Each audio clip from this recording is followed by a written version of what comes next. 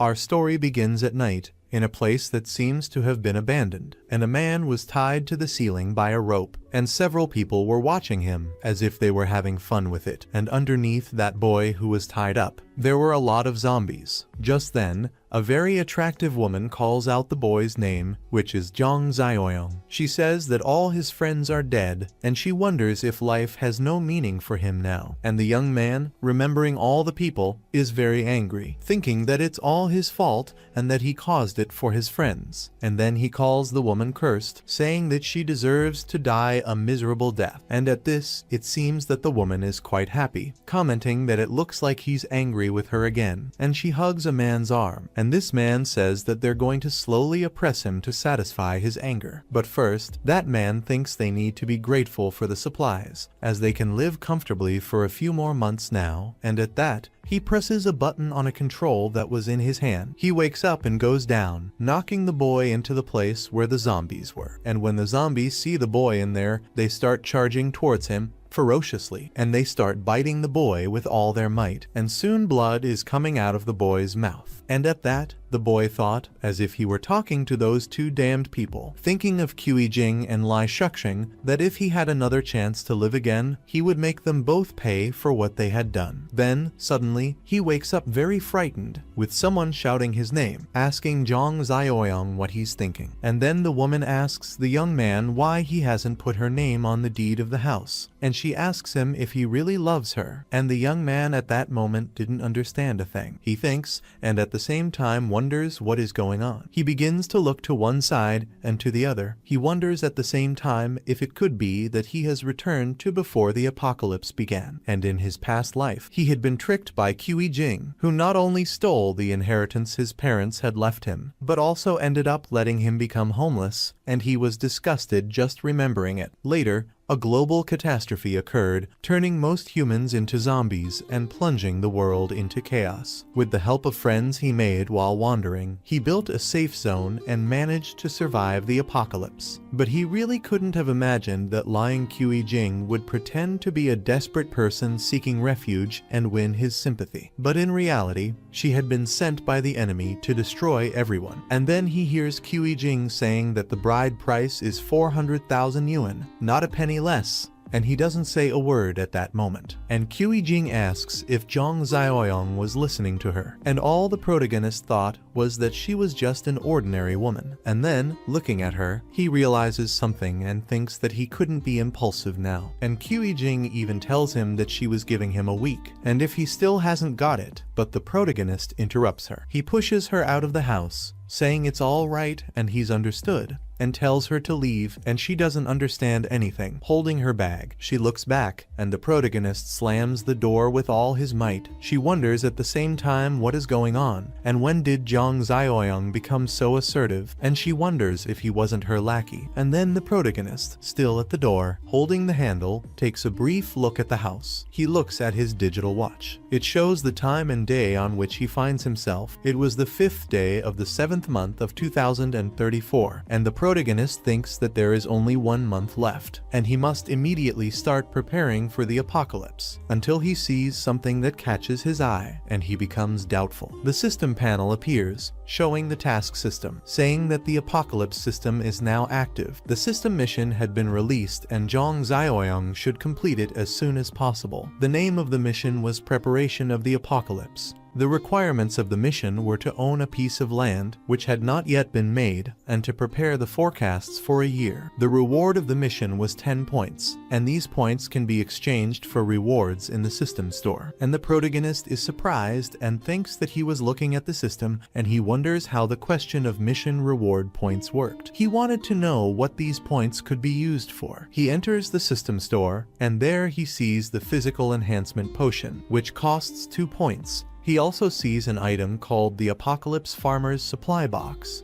which costs 2 points, and the protagonist's supply box, which costs 10 points, and to upgrade the store, you also have to spend points, consuming 2 points per upgrade. The protagonist is surprised to see this, and his mouth drops open. He thinks he's almost forgotten. In his previous life, he was saving every penny to raise the money for Qi Jing's wedding, which left him just dust, completely tired. It really took a lot out of him. Then he starts walking. He walks over to the table and picks up his smartphone. He opens the food app and thinks that in a month, zombies will be everywhere, and as long as there is still good food, he should eat well. Then it was evening, and the protagonist, with several dishes on his table, asks himself yes. Then it will be the legendary and expensive Michelin 3-star restaurant, and he tells himself that he really wanted to taste a 300 yuan pork roast, and he eats his meal quite calmly after putting a piece of pork in his mouth. He tastes it and is very happy, saying that it is really delicious. He is happy to the point of turning into a Super Saiyan, suddenly tearing his shirt off as if it were nothing. And soon, he starts eating very quickly,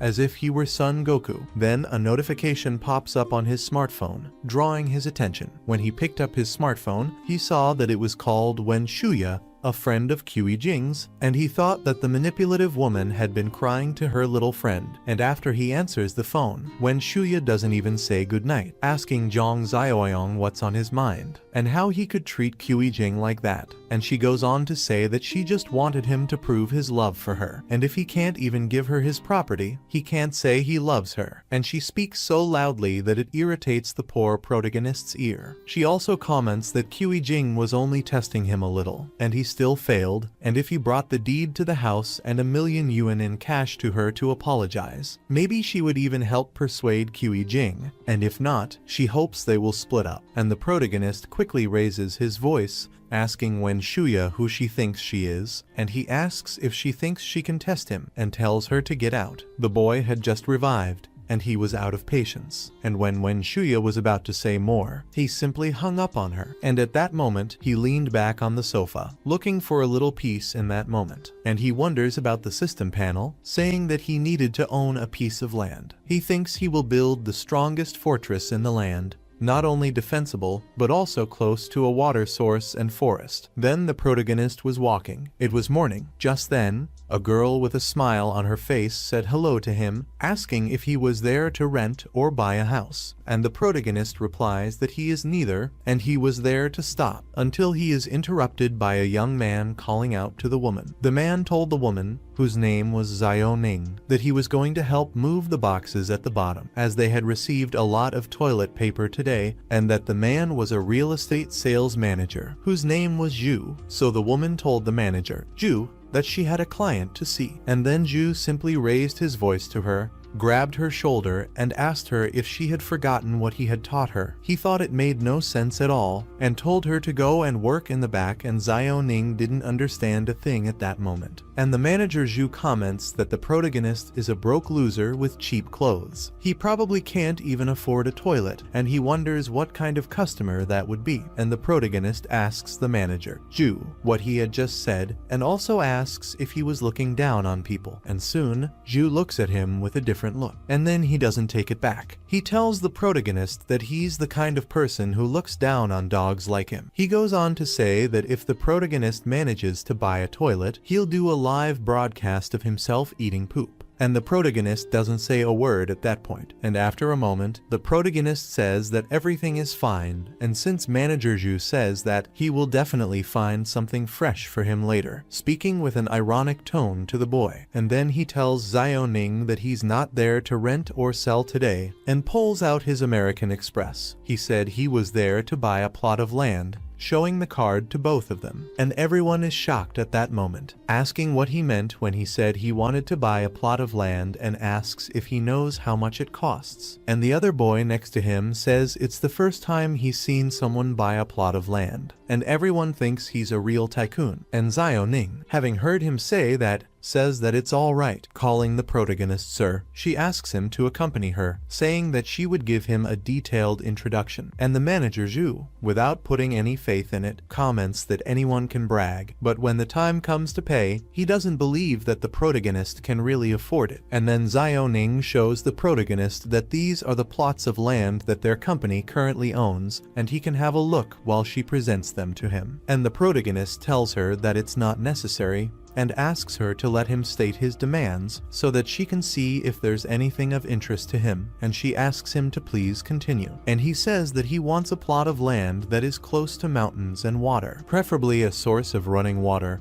convenient transportation, and it would be better if there was a factory or a large house on it. And Xiaoning says that she was thinking about something related to what he just said. And then Manager Zhu arrives, and he asks if there isn't a plot in the Eastern District that meets his requirements. And the girl doesn't understand, asking what he means by the district or the east, and asks if he's talking about the plot in the town of Tea Leaf, and she says that's not possible. The buildings there are all unfinished factories, and it hasn't been sorted out yet, and he simply couldn't sell it to the client. And Manager Zhu, still annoyed and rather jealous, asks Xiaoning what they would sell, saying that the protagonist is just listing bizarre demands, and he's not there to buy land, but just to cause trouble. And the protagonist asks if the plot in the Eastern District really does meet all his requirements, and Xiaoning replies that it does. But there's a catch. She says that the factories are unfinished and the project leader has fled, and the protagonist thinks that the location is good and meets all his requirements, and he should fence it off with barbed wire, and it would be easy to defend and difficult to attack. The unfinished factories can save him a lot of cost and time. Then he says he's going to take the lot, and he asks if they could sign the contract and pay now, and the saleswoman quickly takes the paper from his hand and says yes, until she realizes what he's just said, and she goes wide-eyed and open-mouthed, and she asks the protagonist if he's really going to buy this plot of land with unfinished factories, and the protagonist answers her, saying yes, and she should hurry up so he can sign a contract and make the payment, and with an ironic tone, he says that there's someone waiting to eat something fresher later, making Manager Zhu very angry. And when the manager saw the paperwork, he said it wasn't possible. He kept going on and on about the 30,000. He was shocked about the 30,000 deposit, and he wondered if anyone was really willing to spend millions on a piece of land with unfinished factories, because he really couldn't believe it. And then Zhong Xiaoyang grabs the man's shoulder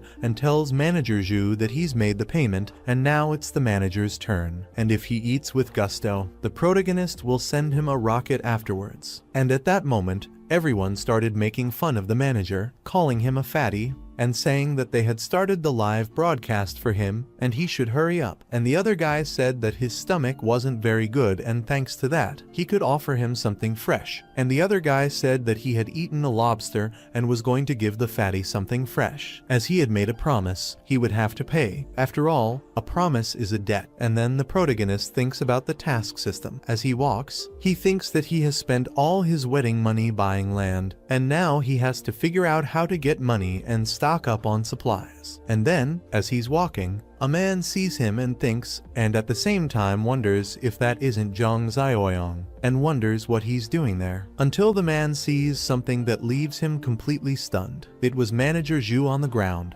asking for help and saying that he didn't want to eat poop, and the men were holding him down and offering him poop. And the man, seeing that, yells at those other guys, asking what they're doing. And then the scene switches to Kui Jing, and she's painting her nails, blowing on one of them to make it dry faster, until her smartphone starts ringing. And she quickly picks up her smartphone and answers. It's Lai Shuoxing, and she calls him a believer, and also comments that it seems he still remembers people, but Lai Shuoxing cuts through the small talk, asking Kui Jing if she knew that Zhong Xiaoyang came to the real estate company to buy land today. She was completely perplexed when she heard this, asking what he meant, saying that the protagonist had bought land, and she wanted to know where he had gotten the money from. She was outraged and slammed her hand on the table, and Lai Shuoxing said it was a deposit of 30,000, and he thought it was the wedding money he had saved. And Kui Jing asks what that was he just said, and says that the protagonist is a bastard, and he's a scoundrel because he dared to use her money. And Lai tells her not to get angry, and to go and find Zhong Xiaoyang and ask what's going on. And she asks Lai what she was going to ask. She says that the scoundrel is rebelling, and she doesn't understand how he dares to use her money, and she has to expose him online today. And the scene switches to the protagonist, who was sitting on his sofa, and he kept thinking that buying supplies supplies and building a base would require a lot of money, and he wondered where he was going to get that money. Then, suddenly, he hears a knock on the door, and he wonders what's going on. And when he opens the door, he sees Qi Jing and her friend, and he asks them both what they're doing there, and Qi Jing, completely disgusted, asks the protagonist what's on his mind, and how dare he spend her money, and the protagonist doesn't understand,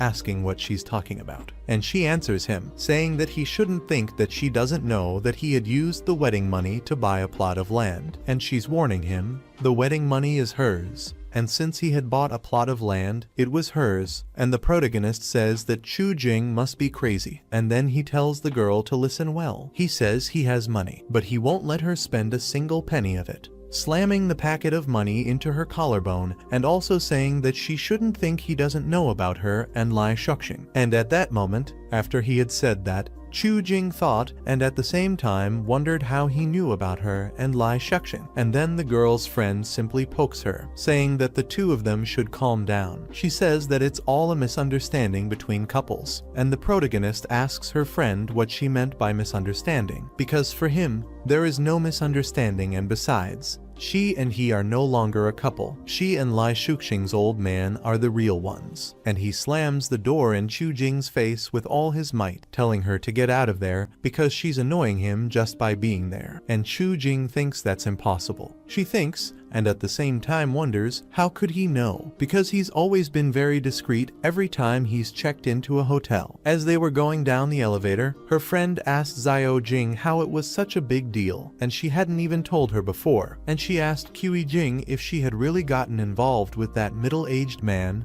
and Qi Jing, a little miffed, answered her friend, saying that they had only checked into a hotel a few times. And her friend says that this has become a lose-lose situation, and they should go back and think of a plan. And Qi Jing agrees with her friend, saying that this is all they can do now. Just then, the elevator door opens, and the friend of the protagonist's ex thinks that since she had messed things up with Zhang Xiaoyang, she would take over from there, and with a smile on her face, she thinks that they are good sisters after all. And then the protagonist was at the site of the land, and he says that this is the factory he wants to renovate, and he asks the construction guy how long it will take to complete. And the guy on the construction site replied, "Here we are reinforcing the walls, building guard towers, installing Texas barbed wire, increasing the number of blast-proof steel doors, and reinforcing the bulletproof glass, etc." He was impressed by the amount of things, and that was the guy in charge of the Palu construction company. And then he asks the protagonist what kind of force he has offended, and the protagonist answers him, saying that he shouldn't ask too much, because knowing too much won't do him any good, and he asks him to just tell him when he can finish it in a month, and how much it will cost. And the foreman Lai answers the protagonist, and the protagonist asks him to cut the small talk, and says that if he doesn't do it, there are many people who will. And foreman Lai, calling the protagonist boss, says that the lives of the palace are also lives, and the protagonist asks him if that foreman has a conscience. And then Lai, the foreman, tells his boss that it's not like that and that he means it's going to cost more, and he says it with a smile on his face, as if to break the ice. And the protagonist, who was not very chatty, told him to name a price. And the foreman commented that if they had to finish in a month, then he would have to make the palace work intensively. And he asked the protagonist what he thought of paying a trifle of at least 20 million. And the protagonist asks if he's really saying that the price is 20 million. And the foreman replies, saying yes, and also says that he should only give him a deposit of 5 million first, only then can they start work. And the protagonist says that everything is fine and he's going to transfer the money in a week's time, and they should start work now. And the foreman gets a bit apprehensive at that moment, and it was visible on his face. And the protagonist asks the foreman not to worry because he won't run away without paying, and if he didn't pay, the land was the foreman's. And the foreman tells the protagonist that everything is fine then. And then, while he was negotiating, his ex's friend arrives, saying hello, with a smile on her face, and the protagonist doesn't understand anything at that moment, and she asks the protagonist what he's doing there and hugs his arm. And at that moment, the protagonist thinks that she's just an ordinary woman. She had persuaded Qi Jing to cheat him and get his family's property, and in this life he was going to make her pay double. So he asks her what she's doing there, but she doesn't answer. She turns a deaf ear, and with a smile on her face, she asks if that's the plot of land he'd bought, and she thinks it's a beautiful setting. She also asks if he's planning to build a villa there, and the protagonist quickly pulls his arm out of hers, saying that what he builds or fails to build is none of her business. And at that moment, she thinks, and at the same time wonders what's going on, because that loser Zhang Xiaoyang is simply acting strangely today, and normally,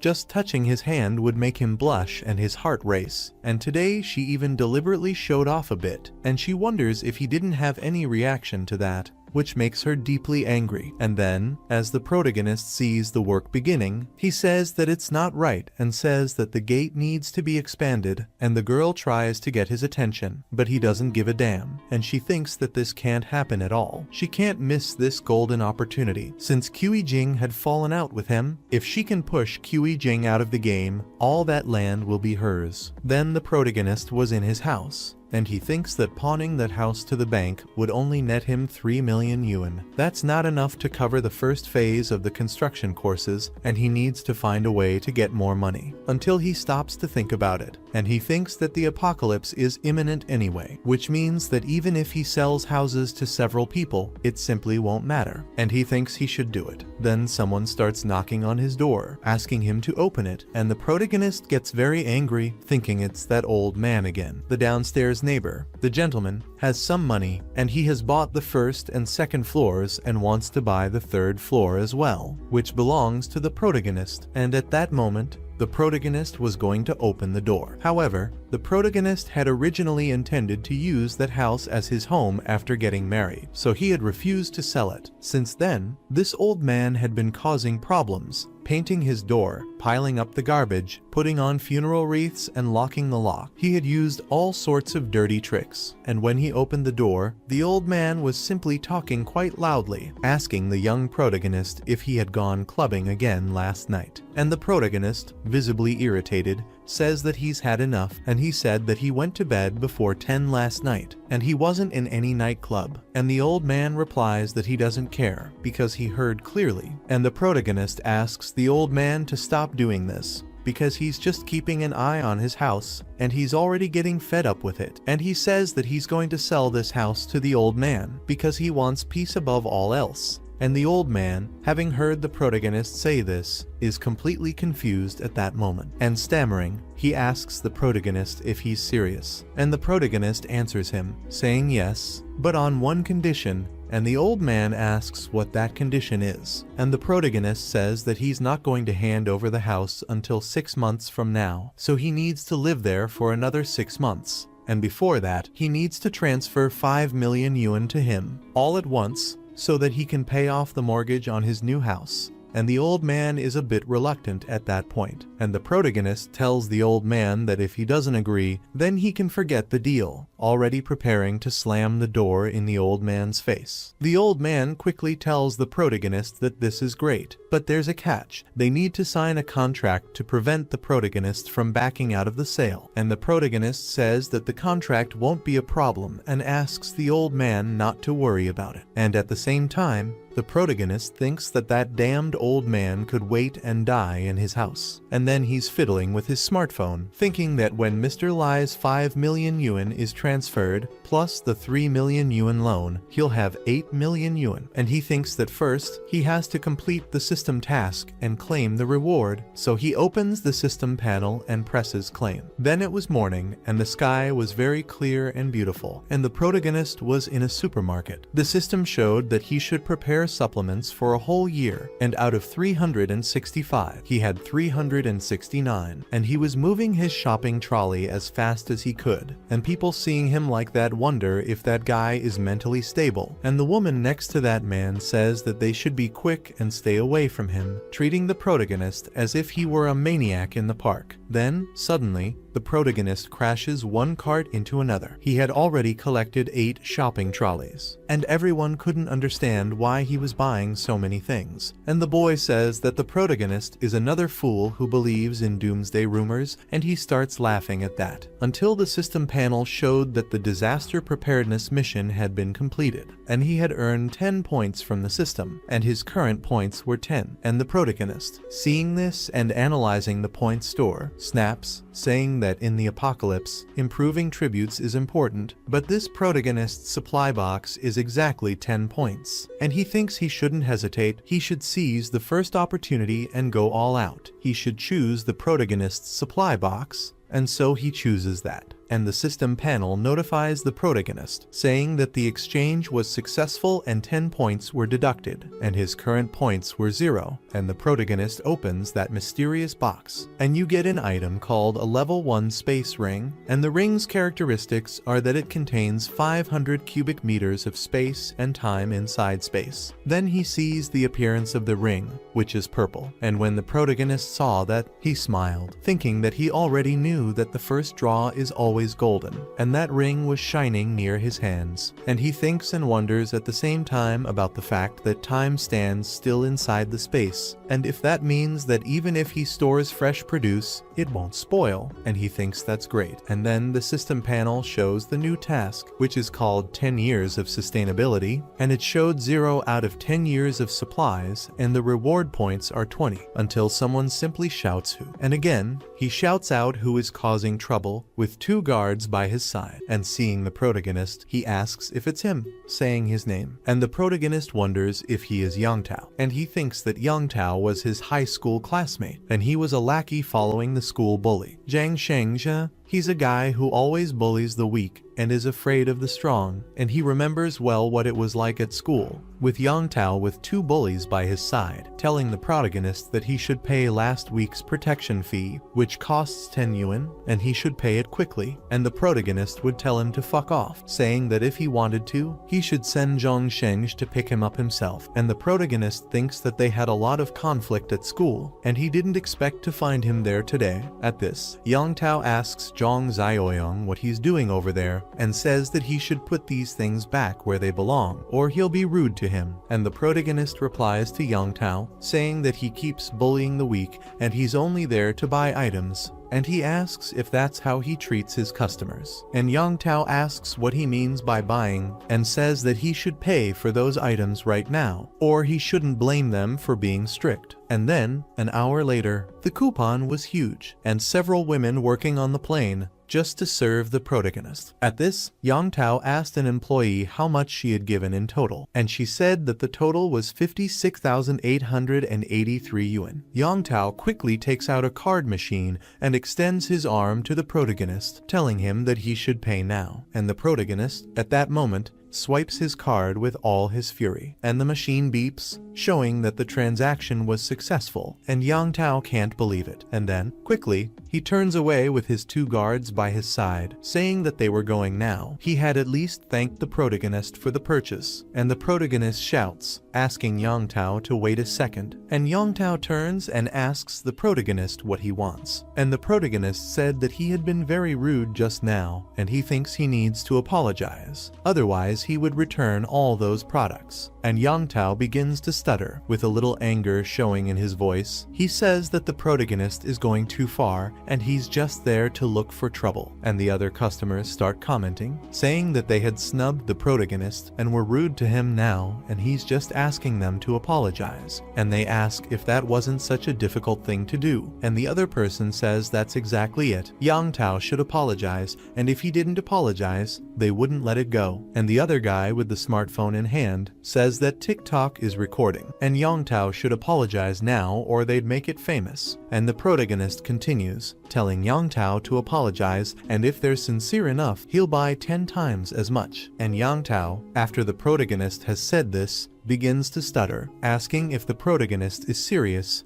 and the protagonist, with a smile on his face, says that he is serious and asks him to bring the machine so that he can show the balance, and he swipes his card. And Yongtao practically freaks out, seeing that there were 700,000 in the balance. And the protagonist again tells Yongtao to apologize, and if he apologized he would keep buying, and if he was lying, Yongtao could call him a bastard. And Yongtao doesn't say a word at that point, until, stammering, he simply bows to the protagonist, apologizing to him. And the protagonist tells Yongtao to remember that he shouldn't be so reckless in the future, and leaves the space for the others. And he asks if Yongtao has understood the message. And then the protagonist turns away, and Yongtao, with a smile on his face, trying to treat him well, asks the protagonist why he's buying so many things, and the protagonist replies that it's none of his business and he's planning something important. And Yongtao asks what he means by something important, and he goes on to say that the things in the supermarket warehouse won't be enough and he'll need to find a wholesaler. And the protagonist tells Yongtao that since he works in the supermarket, he should know some wholesalers, and asks if he's not sure about that. And Yongtao replies that he clearly is, and asks if he remembers Zhang Shengzhe,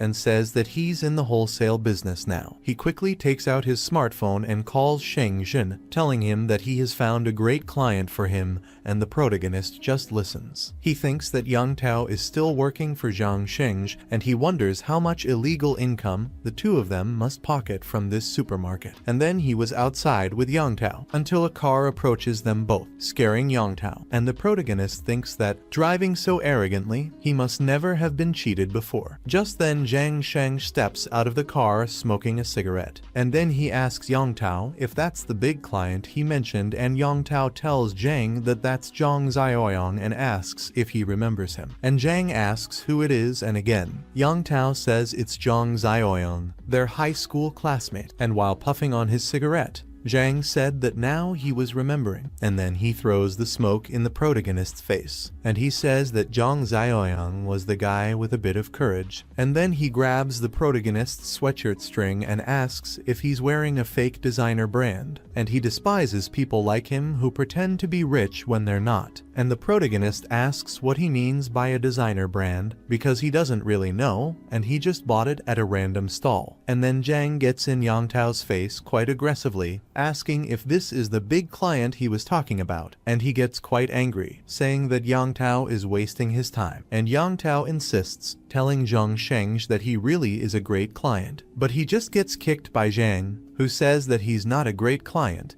and he's been in this business for so many years that he can tell who's rich and who's not with just one look. And the protagonist tells Zhang that it seems his timing really isn't working, because he can't even give you an illiterate who looks down on people. And Zhang Shengzhe quickly becomes more irritated than he already was, asking the protagonist what he just said and grabbing the collar of his sweatshirt. And the protagonist continues, saying that he had said that Zhang Shengzhe looks down on people. And Zhang asks the protagonist how he dares to call him illiterate, and the protagonist doesn't understand, asking if saying that Zhang Shengzhe looks down on people is okay. And Yongtao, trying to appease the situation, with a smile on his face, asks the protagonist not to poke at Zhang Sheng's weak point, and says that he really is illiterate, so he hates being called that. And then Zhang tells Yongtao that he should go and pick up a coconut, and if he can't speak properly, he should shut up. And then he asks the protagonist if he's a big customer, and tells him that if he doesn't take a load of merchandise from him today, neither of them will be able to stand up. And the protagonist talks sternly to Zhang Shengzhe, telling him to stop tugging at his collar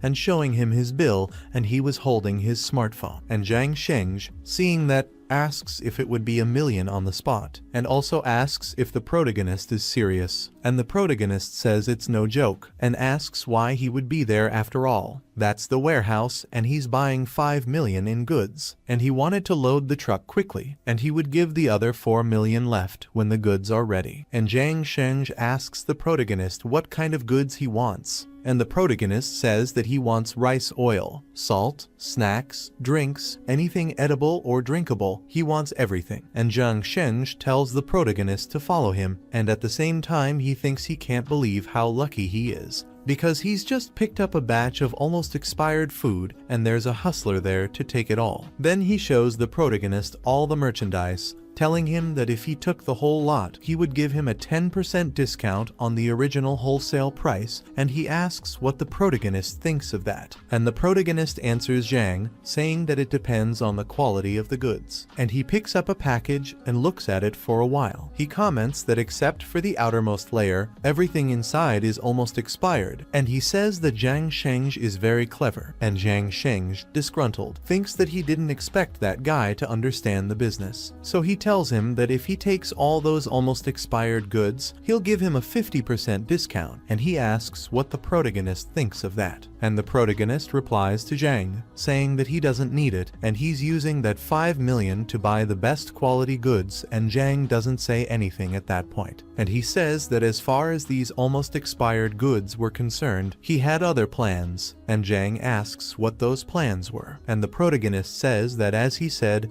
with a 50% discount, he'll take all the goods that are almost past their sell-by date. But there's a catch. He says the payment will be made in a month's time. And Zhang Sheng asks if he's serious, and also asks if the goods expire and he doesn't pay, and the protagonist says that he shouldn't worry because he was going to mortgage his house for Zhang, and the blood asks if he knows that they're almost due and still wants to. He asks if the protagonist could tell him what his channel is. The protagonist asks what he means by the channel. He says that there is no channel, because he is the channel. And then the protagonist grabs Zhang Sheng's shoulder and comments that not only is food almost expired, even if it is expired, it will be worth a fortune in a few days. And Zhang hears him say it and asks the protagonist what he means. And the protagonist told him to stop asking and just deliver the goods, and he said he would send the address later. And at that moment, someone calls the protagonist and asks if it's Zhang, and the protagonist asks who it is.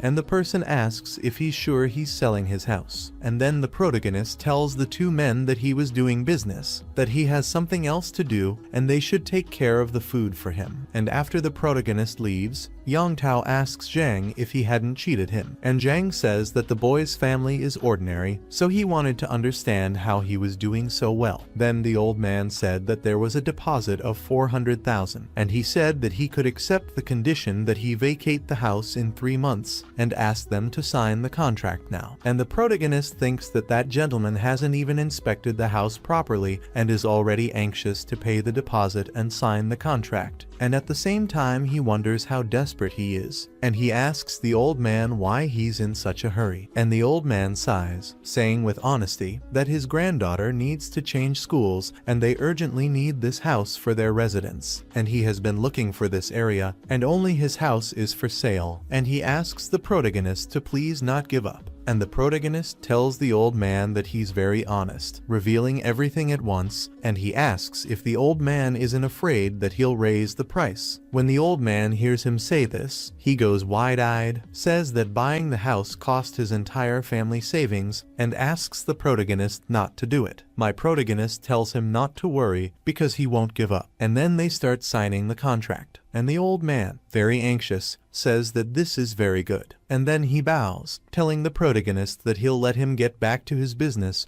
and won't bother him anymore. And the protagonist just tells the old man to take care of himself. At the same time, the protagonist thinks that by being kind and honest, he and his granddaughter probably won't survive a month in the coming apocalypse. Until, when the old man was turning his back on the protagonist asked him to wait a moment, and the old man asked what was wrong. And the protagonist asks him to give him the address of where he is living now. Then the scene changes completely. The protagonist is looking at the construction, and the man in charge, Lai, tells Zhang Xiaoyang about the second part of the funds, and the protagonist simply cuts off the conversation, saying that he would transfer it to him soon and asks how the construction is going. And the foreman Lai says that it's about 70 to 80% finished, and he asks him to look at the walls. The doors and everything is absolutely safe and reliable. And the protagonist asks about the warehouse, and the foreman points upwards, saying that the warehouse is an unfinished factory building, and it's already clean and ready for use. And the protagonist thinks that's very good. And at that moment,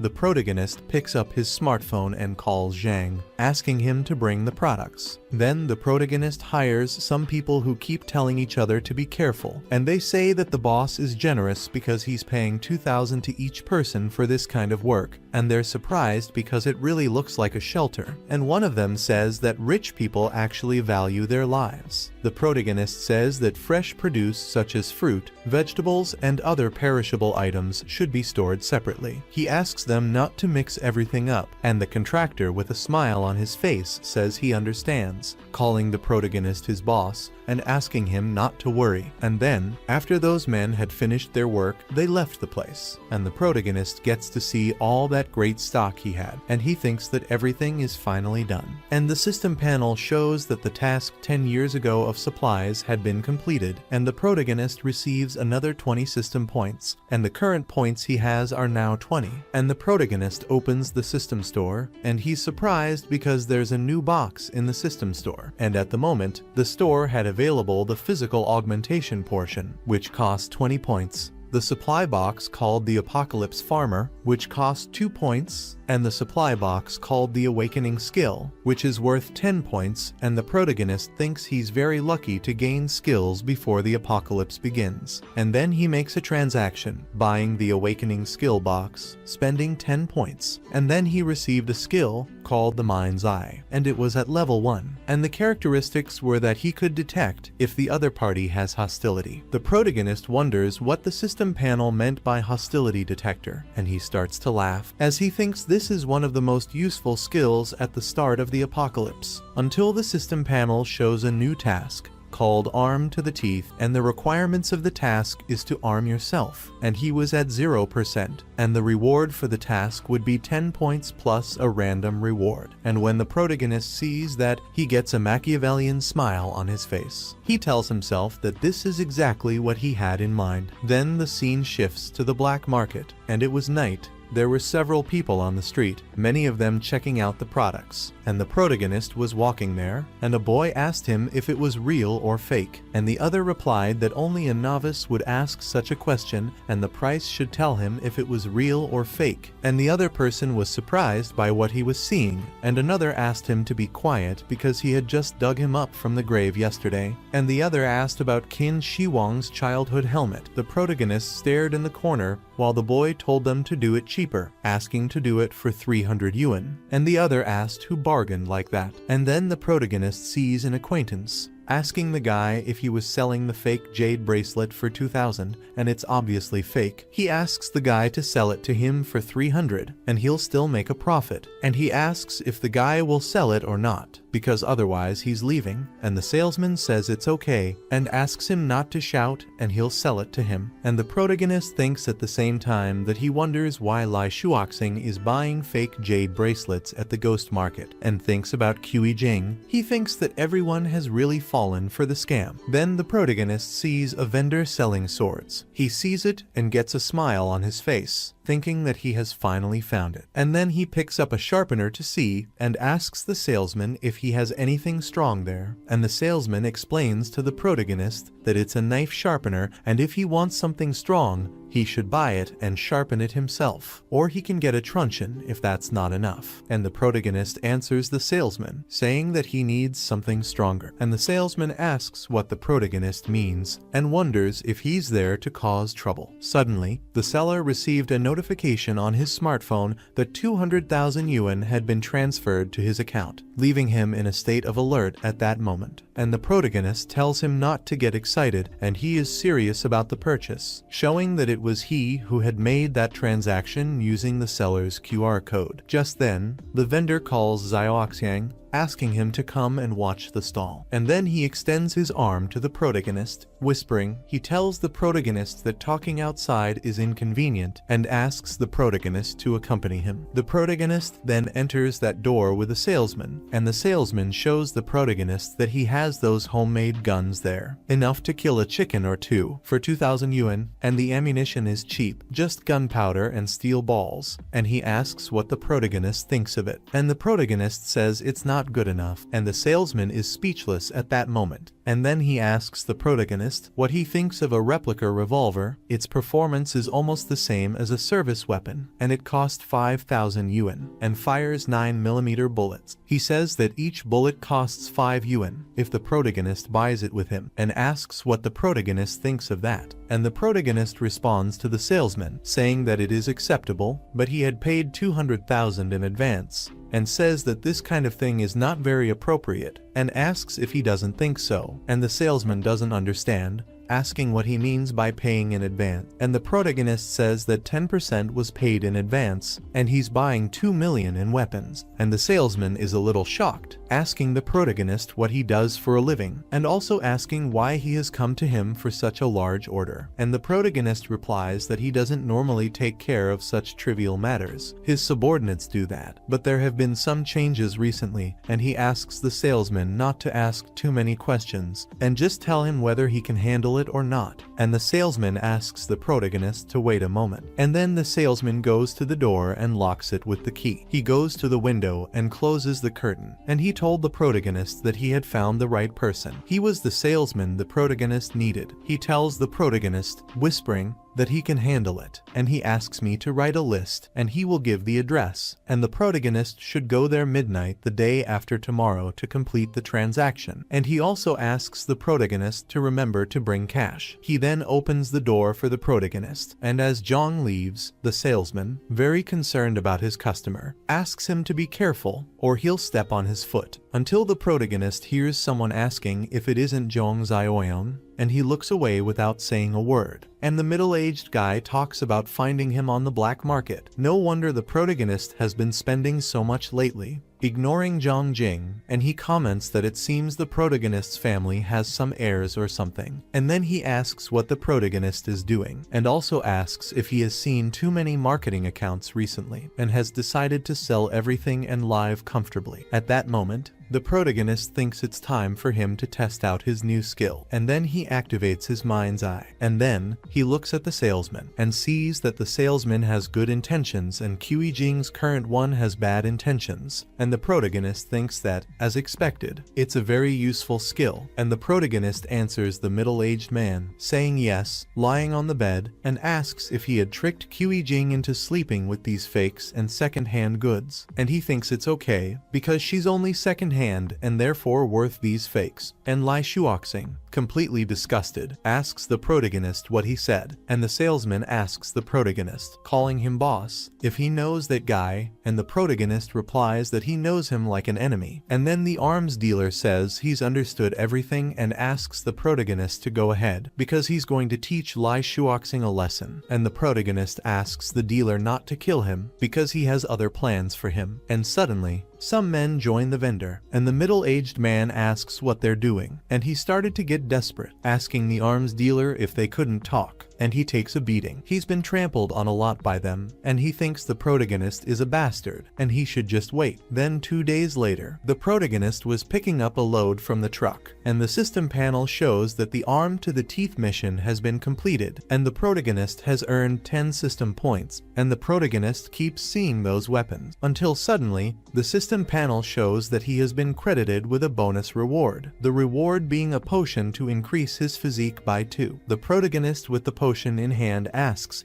if it's an extra physical enhancement potion, and it's twice as effective as the one in the store. Then he simply prepares to apply that potion to him, and then he applies the potion, and his eyes turn white, and then he gets 2 more for strength, and he tells himself that the average physical strength of a grown man is 5, and now, adding 2 points, that's a moment of 40% in power, and that's it. He decides to open the system panel store, and he buys the physical enhancement potion in 1 more. He thinks he wanted to maximize that advantage, and in between he applies another potion to him, and he thought that there were now 8 points of physical strength, 60% more power than an ordinary person, and he needed to find a target to test this on. The protagonist was practically on fire, until he looks over and sees some construction beams, and he tells himself himself that he's found them. So he takes one of these beams, and he quickly kicks the beam, causing it to crumple, and the beam hits the wall with everything, and the protagonist is very happy. He laughs and says that in fact with his current strength, even unarmed, he's not the kind of person others can play with, and even against early stage zombies, he's not afraid at all now, and those weapons shouldn't take up too much space, and it's best to store them in the space ring, just in case. He then activated the ring, making various things go to it, and he thinks that the day after tomorrow is the first day of the apocalypse, and he wonders if there's anything he needs to do. And then he remembers the old man, who inspired him and said that he counted on honesty. His granddaughter needed to transfer schools, and they urgently needed that house for her to live in, and he had been going around that area and only his house was for sale, and he couldn't give up selling it now. And the protagonist tells himself that even after experiencing the apocalypse and human betrayal, it's still hard to completely ignore the plight of others, and it's alright. He's going to send some essential supplies to the apocalypse, and he thinks that if the old man can survive in the long term, it's entirely up to him, and he should consider it retribution for his financial plan for the apocalypse. Then the scene changes to a location. It was daytime, and a black car was arriving. Inside this black car was the protagonist, who gets out of the car and comments that he needed the GPS or no one would have been able to find a place like this. Then he starts up the stairs, saying that it looks like that old man really isn't well off, renting such a cheap apartment on the top floor. He then finds the old man's apartment and starts knocking on the door. He thinks about it. He thinks it's better to take out the supplies that will be delivered first, otherwise it will be difficult to explain later. And then he takes the ring and puts it on his finger. He then activated the ring, making several boxes appear there. Then the old man says he'll be right there, and asks those on the other side of the door to wait just a moment. And the old man barely opens the door and comments on the rent, saying that next Monday he'll be there for sure, until he stops talking and realizes that he wasn't the person who was going to collect the rent, and asks if he isn't Zhang. And around the protagonist there were several boxes, and the old man was worried, asking the protagonist what they were, and the protagonist told the old man that he would explain later, and for now, he just wanted the old man to help him. He was going to take the things inside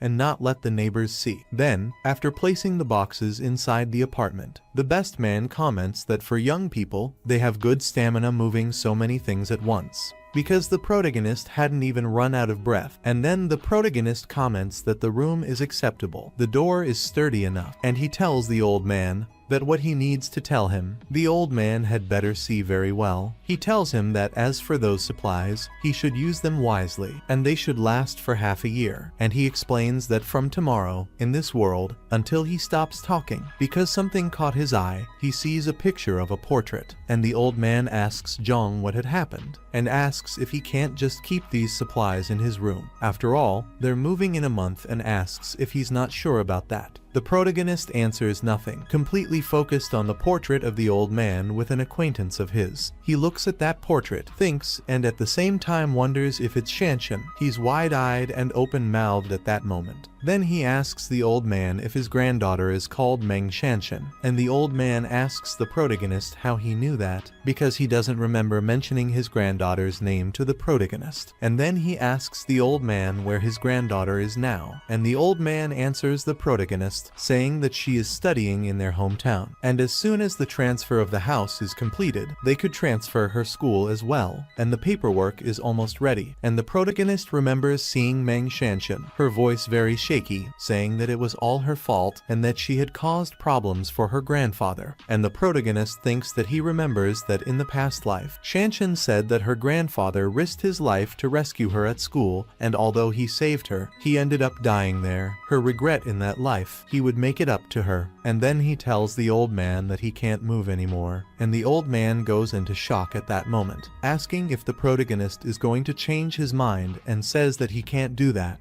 Protagonist asks the old man to let him finish. He explains that from tomorrow, this world will become a human purgatory. Whether it's his granddaughter's home or school status, nothing else will matter. And now, he asks the old man to follow him and go to the school where Shanshan is. He asks him to pick her up, and he'll find a new place for him. And the old man, completely desperate, asks the protagonist what he's saying because he doesn't understand a word, and the protagonist thinks that old is old, many things are not understood, and he wanted to understand how he could explain them to the old man. At this, the protagonist asks the old man if he knows about famines, and the old man replies that he does, and John continues, saying how miserable and terrible the people in the famine era must have been. The old man can imagine, and the old man replies, saying that he can imagine, but he didn't understand how there could be a famine in a peaceful and prosperous world. Even if there was, it shouldn't be. And then the protagonist points to his hand with a ring on it, leaving the old man surprised, and suddenly, everything disappears, and then the old man, completely desperate, asks the protagonist where the things are, and he says that all those things are gone, and he asks Jong what kind of magic that is. The protagonist comments that he has superpowers and he can predict the future, and he wants to live, and he also wants Shanshan to live, and from now on, everything will be done according to his word. Then he asks the old man where Shanshan's school is. Then they take a black car, and the old man seemed really scared at that moment, while the protagonist was driving. Then the protagonist arrives with the old man at the girls' school, and he quickly asks the old man if he knows what class and dorm Shanshan is in, and the old man says that he knows, and the protagonist says that this is good, and they should go soon. And at that moment, a fight was going on, where a long-haired girl slapped Shanshan, calling her a bastard and saying that she just doesn't understand. She asks what's so good about Shanshan, and Zhang Xiaocheng really likes her, and then Shanshan, her face reddened from the slap, says that she had told him, and she didn't want to get involved with him, and it's all one-sided. And another girl gets involved, asking if Shanshan was making excuses, and kicking her, and at that moment, the girl who had slapped Shanshan grabbed her hair, and asked what the girl meant, and also asked if she was saying that her Zhang Xiaocheng was throwing himself at her, on top of which she was despising him. And Shanshan screamed. Suddenly, the old man shouts, asking what those girls are doing, and then one of the girls says it's Shanshan's useless grandfather, and the girl asks her grandfather why he's there. The angry old man asked what they were doing, and told them to let his granddaughter go. Just then, 3 kids arrive, and the blonde-haired kid tells the old man to get out of there, saying that this is young people's business, and asks why an old man would be meddling in this. But the old man was very angry at what the boy had said, calling him a brat and asking him if he didn't have any manners, saying that it wasn't right to bully colleagues like that. At this, the boy with a baseball bat in his hand simply calls the old man miserable and prepares to attack him. However, the protagonist quickly grabs the boy's hand, who was about to attack the old man, and the protagonist comments that the boy is so young and is already learning to be a thug, and then the 2 boys didn't understand, wondering where that poor guy had come from, referring to the protagonist, and the other boy asked if he had ever heard that she had a brother, and suddenly, the protagonist kicks the boy with a baseball bat, sending him flying far away, and at that, they are visibly apprehensive, wondering if the protagonist is trained, and the blonde boy thinks they should take the protagonist along, and the protagonist looks at them seriously. At that moment, one boy was behind the protagonist with a baseball bat, and the other was in front of him with a knife in his hand, and when the boy with the baseball bat would attack, the protagonist simply dodges, and at the same time, he thinks that after improving his physical abilities, even his reflexes have become faster. Then he grabs the boy by the collar from behind, and he throws him to the ground with everything, as if he were anything, beating the guy quickly. However, the man with the knife was still standing and approached the protagonist. She quickly dodges and grabs his hand, which was holding a knife. Then he takes the knife and kicks the boy in the leg with all his might, making him fall to the ground like ripe fruit. At that moment, the protagonist was standing while the other 2 were on the ground. The girl is completely surprised to see this, and the protagonist approaching her makes her worry, and she asks what he's going to do, and the protagonist doesn't give a damn about that girl, slapping her in the face, and she's completely surprised at that moment, wide-eyed and not saying a word, and then the protagonist pulls the other girl's hair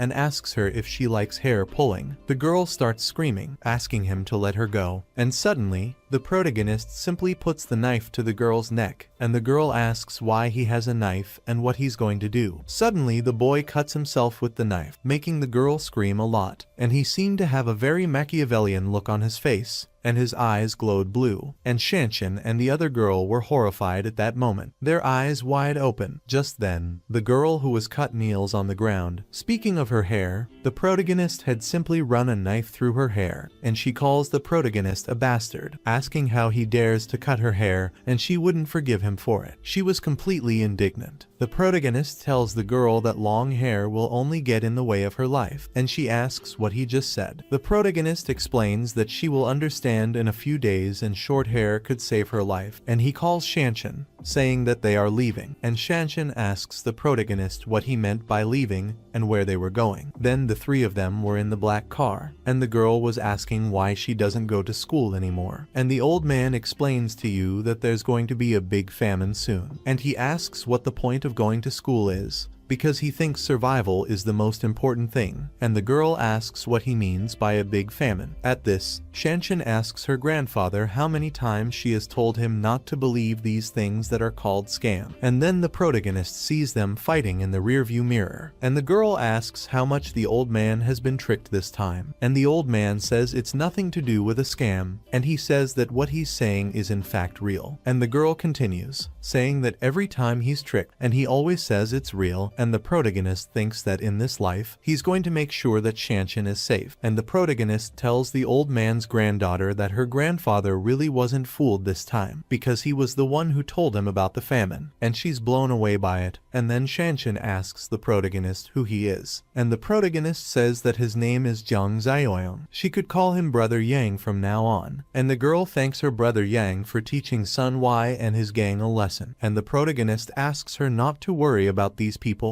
as they probably don't have many days left. And the girl asks the protagonist what he means by that, and asks if there really is going to be a famine. The protagonist explains that the famine was just a way for her grandfather to understand, and she says that she understood and asks how there could be a famine in such peaceful times. And the protagonist says that what is really coming is the apocalypse, and the girl goes wide-eyed after the protagonist says this, wondering if he's serious, and the protagonist says that the weather must be right, and he asks her to check her phone and watch the short videos and the news. If nothing unexpected happens, she should be able to see some signs, and he tells her that he's serious, and the girl, smartphone in hand, watches a video talking about sword fights over grudges in the world of martial arts. The movement of the sleeve reflects the moon. Leaves fall with the wind in the west, until suddenly, she slides her finger and arrives at a video that comments that the first time in his life he sees someone angry biting people, and two people were holding that person, and the girl keeps thinking about them, saying it was anger. Then the person recording comments that the snow is coming down again, and she asks if it's just her, or does the mist smell strange, until suddenly, the girl goes wide-eyed, and the person in the video is shocked, asking what's wrong with her. I wonder why she's biting him, and asks if she's become some kind of dog. At which point he comments that he can't hold himself and he's feeling terrible, and asks someone to take him to hospital. And the protagonist comments that it's as expected. The signs of the apocalypse have started to appear, and the girl asks them if there really is going to be an apocalypse. And the protagonist answers her, saying that tomorrow is the first day of the apocalypse, and a toxic Neo will cover several provinces, including Province B. As they travel, the protagonist explains that this unknown toxic mist will affect living creatures. Gradually, a significant proportion of people will turn into zombies because of it, and some people won't be spared either. Once he dies, he becomes one of them, and the protagonist says that with a young girl, she must know what zombies are and asks if he's right, and the girl says that she knows, but it's simply unbelievable to her. And the protagonist goes on to say that by tomorrow, the day after tomorrow or next week, when all this really happens, she won't find it so unbelievable. And suddenly they were stuck in traffic, and the protagonist didn't like it at all, and they realize that even the emergency lane ahead is blocked, and the old man tells the protagonist about the possibility of them getting stuck in traffic, and those zombies he mentioned simply catching up with them. And the protagonist asks the old man not to worry, because it's not that urgent yet. And at the same time, The protagonist thinks that although there are still a few days to go before the zombies completely lose control, he wonders if there might be a small outbreak there. And then a car starts to accelerate, and suddenly he crashes into the protagonist's car, making them shake a lot in the car, and the protagonist wonders what the hell just happened, saying that without signaling, they simply cut into the emergency lane suddenly, and he said he's not going to let the guy who did this get away with it. Then he's side by side with the car that hit him, but the car was trying to get out. The protagonist gets angry, asking if that person won't give up and keep trying to cut it, and then the protagonist shuts him down, and the guy is visibly annoyed with the protagonist. And the worried old man tells Jong that that guy looks rich and powerful, and maybe they should let it go. And the protagonist tells him not to worry about it, because if he uses a kai and starts a fight, he won't mind sending him to heaven sooner. Then they finally got through and must have been stuck for almost an hour. Suddenly, the girl asks her brother Young to be careful, because it's that car from before that tried to cut him off, and the car is next to his, and the protagonist comments that he is a very persistent wretch. And then the protagonist simply crashes his car into the boy, and the old man comments that it's a car chase, sudden braking and typical road rage, and asks Jong not to let it get to his level. The protagonist comments that if he had gone before, he could have tolerated it. But tomorrow is the apocalypse, and there's no need to be lenient with scum like that. And then he hits the boy's car with everything, causing the boy's car to crash into the road wall, and then the boy says that the protagonist is just a bastard. Then he takes out his smartphone and calls the traffic police, asking them to check the surveillance and get the license plate number. And he says he'll make sure the protagonist knows that there are some people he can't mess with. Then it was evening, and the Paragon was arriving with the old man and Shanshan. He shows the old man what he had built, and he is completely surprised and open-mouthed at that moment. And the surprised girl comments that this is a bit much, and the protagonist, being very direct with the two of them, asks them to rest early, because from tomorrow onwards, each day will become much more difficult. Then, after the night had passed, the protagonist had a mug in his hand and was staring at the horizon. And then Shanshan approaches, saying that she hasn't slept so well in a long time, and not having to go to class in the morning is great. The protagonist asks her if she has woken up yet and asks her to go with him to check on their fortress. He tells the girl and the old man that the walls are made of reinforced concrete, and the protagonist explains that the remote-controlled gate is also made of bitchin steel, 3 centimeters thick. Whether it's people or zombies, without heavy weapons, there's no way through there, and he asks them both to remember that without his permission, no one except the 3 of them is allowed to enter the fortress. And the girl asks if there are any survivors who get there, will they just let them die? And the protagonist ignores it, asking the 2 to follow him. And on this, he comments that in the apocalypse, people's hearts are unpredictable, and he also comments that the dark side of human nature will be magnified infinitely. Being overly compassionate will only bring harm to themselves. At that moment,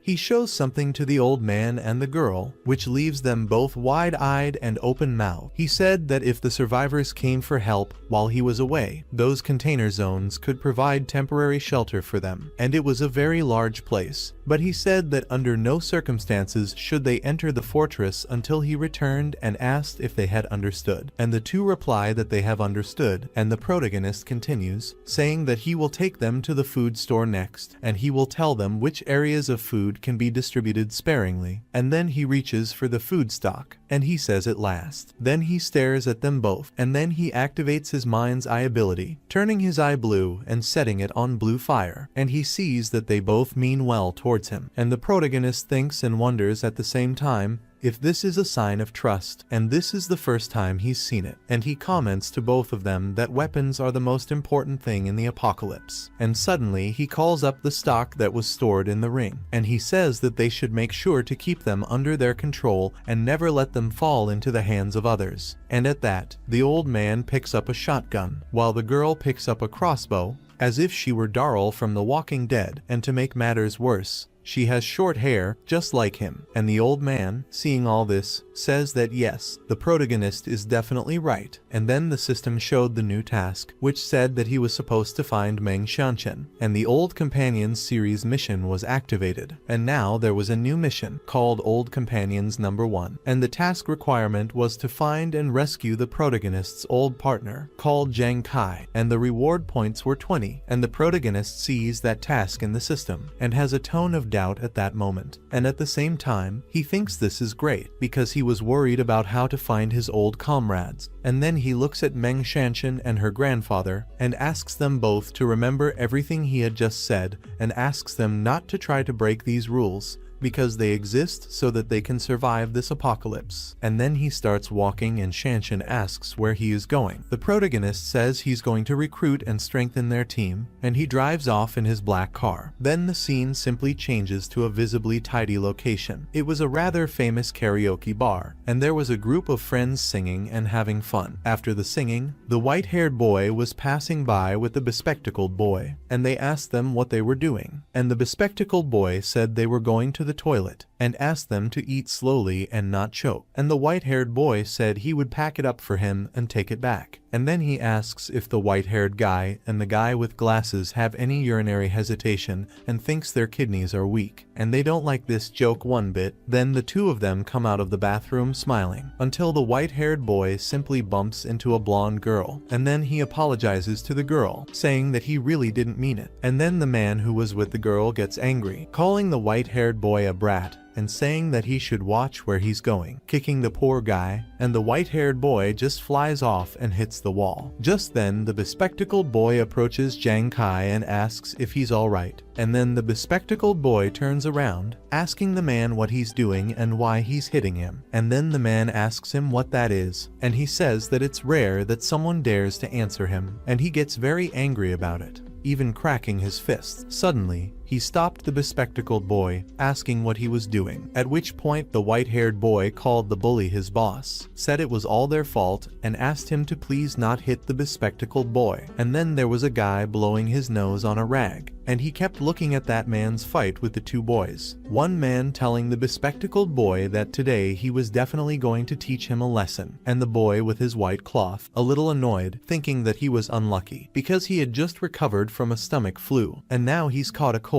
And seeing that, he wonders if it really is another fight, and he thinks that he can't go a moment without some action over there. And then he approaches the boys who were fighting and asks them to please calm down. And then the man, visibly nervous, asks if the guy was disrespecting him, asks if he knows who he is, and says that even his boss wouldn't dare grab his clothes, when in fact the guy was just trying to break up the fight. At this, the boy gestures with his hand, asking the two boys to get out of there now, and I'm sorry about that. And at that moment, the bully who was with the girl tells the boy to call his boss over there right now, asking him if he's disrespecting him at a time like that, and he thinks that karaoke doesn't want to go on anymore. While the boy asks him to calm down, and the white-haired boy and the boy with glasses run away, and then they enter room 3090, and there was a lot of light in the place, and some people were sitting around singing with microphones in their hands. And then they both sit down, and the boy asks if they've been chased by a dog or something, and also asks why they were in such a hurry. And the bespectacled guy answers what was almost that. He explains that they had accidentally bumped into the thug coming out of the bathroom, and he was drunk and wanted to attack them, and luckily, the waiter was smart enough to calm things down. Otherwise, they would probably have been beaten up. And the boy, hearing that, gets a bit upset, asking why they hadn't come back. And he also asks when their mechanical engineering class has come back. And he says he's going to make a call. He's going to call all their brothers, and they're going to take care of that drunk guy. And the white-haired boy says that he's had enough and asks him to stop showing off. And he says that they'll be graduating in less than a year, so they should stop looking for trouble. He asks them to continue the music and keep dancing. And suddenly, someone kicks open their door. It was that thug, holding the waiter who was beaten up, and he was accompanied by some people. At that moment, the friends of the white-haired boy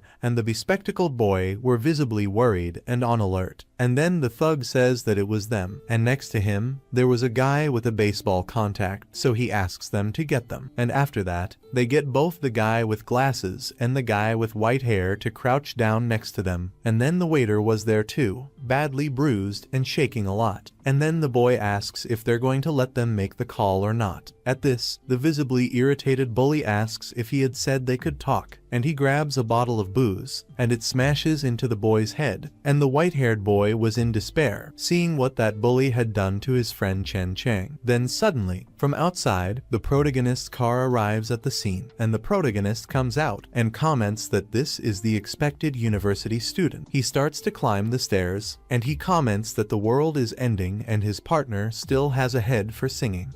Meanwhile, inside, a guy is already on the floor with his head covered in blood. The bully asks his girlfriend, "Are you feeling better now?" But she replies, "No, it wasn't him who bumped into me." The guy then points to the culprit. "It was him, wasn't it?" he said, pointing at Zhang Kai. At that moment, the guy who had been attacked grabs an ashtray and tries to fight back, but the bully's group holds him down. Still furious, he says, "This guy's got a lot of nerve, doesn't he?" Without a second thought, he smashes the remains of a bottle right on the guy's head, knocking him unconscious. Now it's Zhang Kai's turn to charge forward, while the other guy stands trembling in fear. A chaotic fight breaks out, but while the brawl unfolds, the waiter starts to feel strange. He begins transforming into a zombie. Without warning, he bites one of the bullies on the shoulder, who screams for help. The bully's girlfriend has no idea what to do, obviously, while Zhang Kai's friend is panicking. Sprawled on the floor, the group tries to restrain the waiter,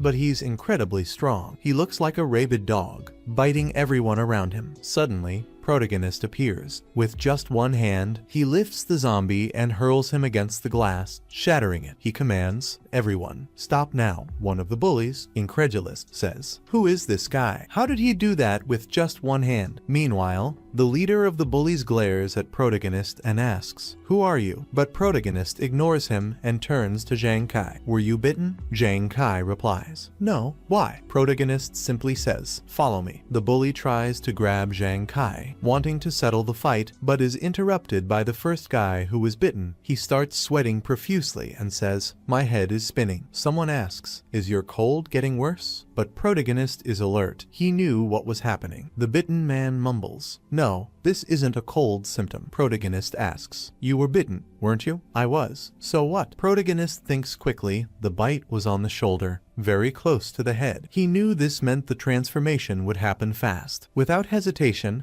protagonist grabs the waiter's now undead body and drags it away. He throws it into a room and locks the door. Then, he comments, "Good thing zombies haven't learned how to open doors." He calmly wipes his hands and walks away as if nothing happened. Protagonist asks, "Zhang, who needs to be dealt with here?" Zhang Kai, confused, replies, "Wait a minute, who are you? Do we know each other?" Meanwhile, the bully, irritated by protagonist's attitude, charges at him, but protagonist grabs his face like it's nothing and slams him to the ground, knocking him unconscious. Another man, who had also been bitten earlier, rushes toward protagonist, but all he gets is a punch to the throat, dropping instantly, foaming at the mouth. The scene leaves everyone in shock. Wait, that guy got punched, and now he's convulsing. What just happened? Someone asks, terrified. Protagonist, unfazed, responds, "Well, if anyone else wants to continue, my fists are ready." Then, he turns to Zhang Kai and orders, "Get your friends and get out of here." Now, later,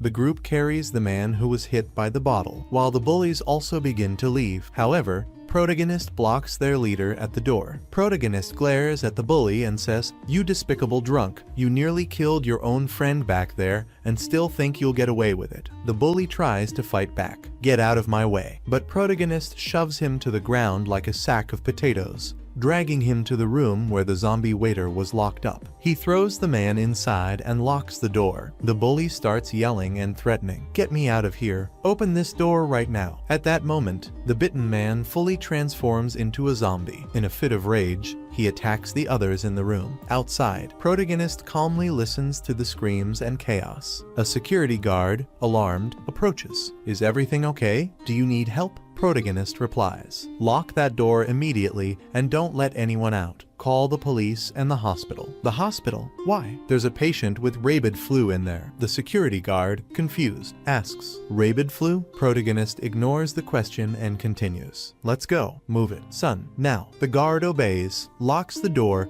and protagonist leaves with the group. Another security guard arrives, asking, what's going on here? It's chaos. The first guard answers, there's a patient in there with rabid flu. The second guard, skeptical, decides to check the security cameras. Upon reviewing the footage, he sees the zombies devouring the people inside and immediately orders the police to be called. Meanwhile, protagonist is already outside. He orders the group, get in the car. This place isn't safe anymore. On the road, Zhang Kai looks at protagonist and says, I don't even know who you are, but you've helped so much. Protagonist, now introducing himself as Zioyang, replies, I was hired to protect you. Zhang, you don't need to know who paid for it. One of the friends in the backseat interrupts. Hey, what's this rabid flu you mentioned? People online say it doesn't even exist. Zioyang glances at the rearview mirror and responds sarcastically. And what did you just see in that room? Was it just an illusion? The friend persists. But is there a cure? Any medicine for this so-called rabid flu? Zioyang shakes his head. No, this disaster isn't going away. It's only going to get worse. This world is already on borrowed time. As the car drives down the road, the distant screams of people being attacked can be heard. Another infected person lunges at a victim. Zioyang continues. For now, it's just a localized outbreak.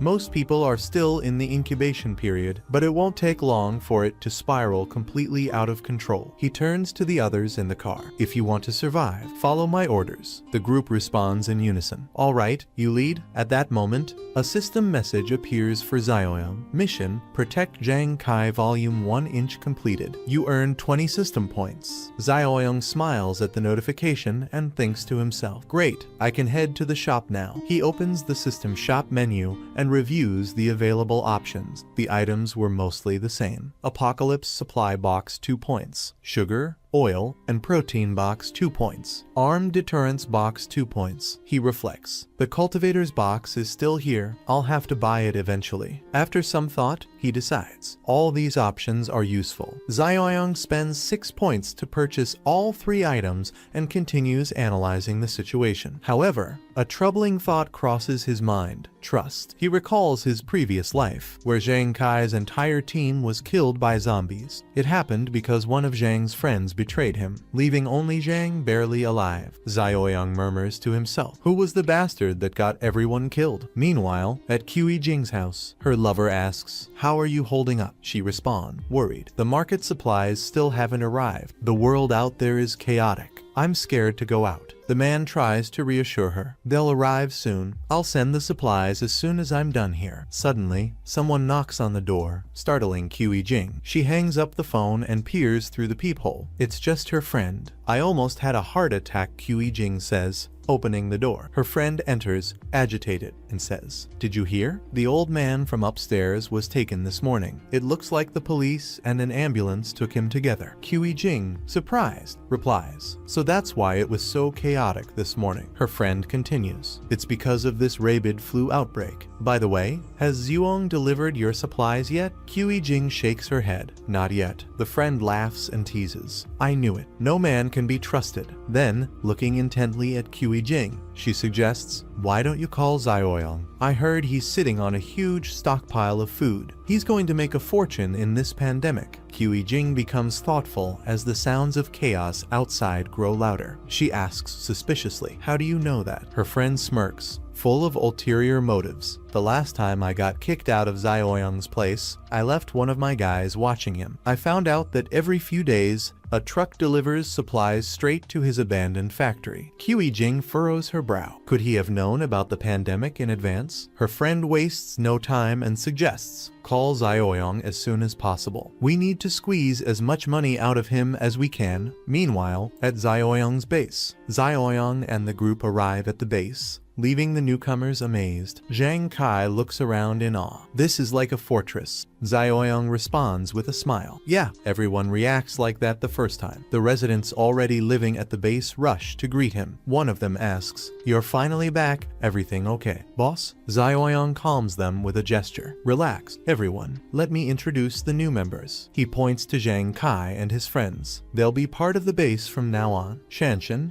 a woman with a commanding presence, steps forward and says, "If Zioyong chose you, I trust him. Welcome." Zioyong asks Shangbo to show the newcomers around, give them a tour and explain the rules and regulations. As the group starts the tour, a man named Yuming, standing in the back, raises his voice. "Can we use weapons? We want to help defend the place." Zioyong eyes him suspiciously, but before he can reply, a chubby member of the group interrupts. "Hey, Yuming, calm down. Don't be so eager to get a weapon." Zioyong smiles slightly and says, "Don't worry, in a few days, everyone will receive weapons." Then, looking at the man who had been hit in the head with a bottle, he orders, "His injuries are serious. Take him to the medical room immediately." Everyone obeys. After that, the group takes a bath and relaxes a bit. One of the newcomers comments, "This place is quite comfortable." Yuming, however, murmurs to his friend, displeased, "If you hadn't stopped me from speaking, maybe we'd already have weapons now." His friend tries to calm him down. "Stop complaining. We're being protected here." But Yuming retorts, "Protected? At best, maybe. At worst, this is house arrest." His friend sighs and responds, "Don't talk like that. Zioyong saved us." Irritated, Yuming replies, "Who is this guy? Anyway, why did he save us?" Zhang Kai, who overhears the conversation, comments, "He said he was hired by someone." But Yuming shakes his head, skeptical. "That doesn't convince me. He didn't even say who hired him." Shortly after, they hear that the injured man was taken to the medical room. Passing by, Yuming observes the room and murmurs, "This doesn't look like a medical room. It looks like a prison." Suspicious, he looks at his friend and whispers, "I don't know. Maybe they're planning to harvest his organs in there. We need to act first." The friend is shocked. "Are you crazy? We'd be betraying our savior. Why would he do something like that?" Yuming shrugs. "I'd rather betray than be betrayed." He looks around as if already planning something, and adds, "I want to take control of this fortress. Besides Zioyong, there's just an old man and a little girl here." Yiming looks around, and with a sinister smile says, "So, when Zioyong is gone, we'll capture the two of them." The group is shocked and disgusted by the suggestion, but Yiming quickly adds, "Relax, I'm just joking." Zhang Kai can't take it anymore and exclaims, "For God's sake, the apocalypse has just begun, and you're already thinking about committing crimes." The chubby friend, trying to lighten the mood, responds, "If they wanted to take someone's organs, they would have done it by now, don't you think?" But as they walk away, Yiming thinks to himself, "They're all naive idiots. In chaotic times like this, you need to be ruthless. I'm going to take over this fortress and make those two my lackeys." Later, Sheng and Shanshan meet with Zioyong, who asks how everything is going. Sheng responds, "Everyone is settled in, boss. Shong was being treated in the medical room. He seems fine now. As you instructed, all the doors and windows are locked tight." Zioyong smiles and thanks them. "Perfect. Great job. Relax. You've worked hard today." Before leaving, he adds, "Oh, by the way, Sheng, keep an eye on Zhang Kai's friends. I have a feeling there's a traitor among them." As he heads to his stock, Zioyong thinks, "I need to buy more items." At that moment, he makes another purchase, acquiring the following: Apocalypse Cultivator, Sugar, Oil, Protein, and Armed Deterrents. He spent 12 points, leaving him with 8 in total. With that, he acquired 50 corn seeds, 200 kilograms of sausage, 100 kilograms of stewed pork with vegetables, 50 boxes of pickled cabbage noodles, 1509 bullets. Zioyong looks at the purchases and thinks, "Okay, it's not as good as I expected, but it's decent. Still, resources like these are invaluable." The next morning, several cars approach the base. The group watches and confirms. Is this really the address? It seems like a group is trying to attack Zioyong's base, led by that bully. He orders, "Attack. Break everything down." They try to break down the door, but it's no use, the base personnel say. This door is too secure to be broken down. The leader of the attacking group asks, who uses such a thick door in a normal house? He then orders heavy weapons to be brought, and soon they start throwing Molotov cocktails, setting the base on fire. As the Molotovs are thrown, the base personnel rush to fight the fire, using fire extinguishers and buckets of water. Shanshan watches and says, "Zioyong was right all along. The apocalypse has barely begun, and people are already doing this kind of thing, Zioyang says. Without wasting any time, let's go. It's time to act. I'll go up the tower and see who's looking for trouble. Sheng says the guy is familiar, and so is the car, commenting that it's the one who caused trouble in traffic with Zioyang and was trying to cut them off on the road. Then one of the thugs spots them up in the tower, and the boss says it's that kid, ordering him to come down or he'll burn his doghouse. Zioyang responds that he has 5 minutes to leave. The people ask, "Hey, do you know who our boss is? Who do you think you are, kid?" At that moment, a mission appears for Zioyang. The mission is called Common Threat. His base is under attack, and he needs to eliminate the threat as quickly as possible. Earning 10 reward points, Sheng asks what they should do, and Zioyang replies that there will be no warnings. These guys are clearly criminals, committing crimes without remorse. He says he's going to shoot to kill because leaving these kinds of people alive in the apocalypse creates a threat to innocent people. Then, Zioyang starts shooting. With the first shot, he takes off one of the thug's arms, causing him to scream. Zioyang comments that he missed the head. He's a bit rusty. The people below realize he's using a rifle, and the boss runs, shouting, "Shit!" He heads back to the car, but Zioyang says he's going to finish this now, killing several criminals. The survivors rush to the car and try to escape, but Sheng observes they're escaping by car. Zioyang replies not to worry, as the rifle is automatic. He starts firing and quickly reloads like a pro. Sheng thinks that Zioyang shoots with such ease and experience,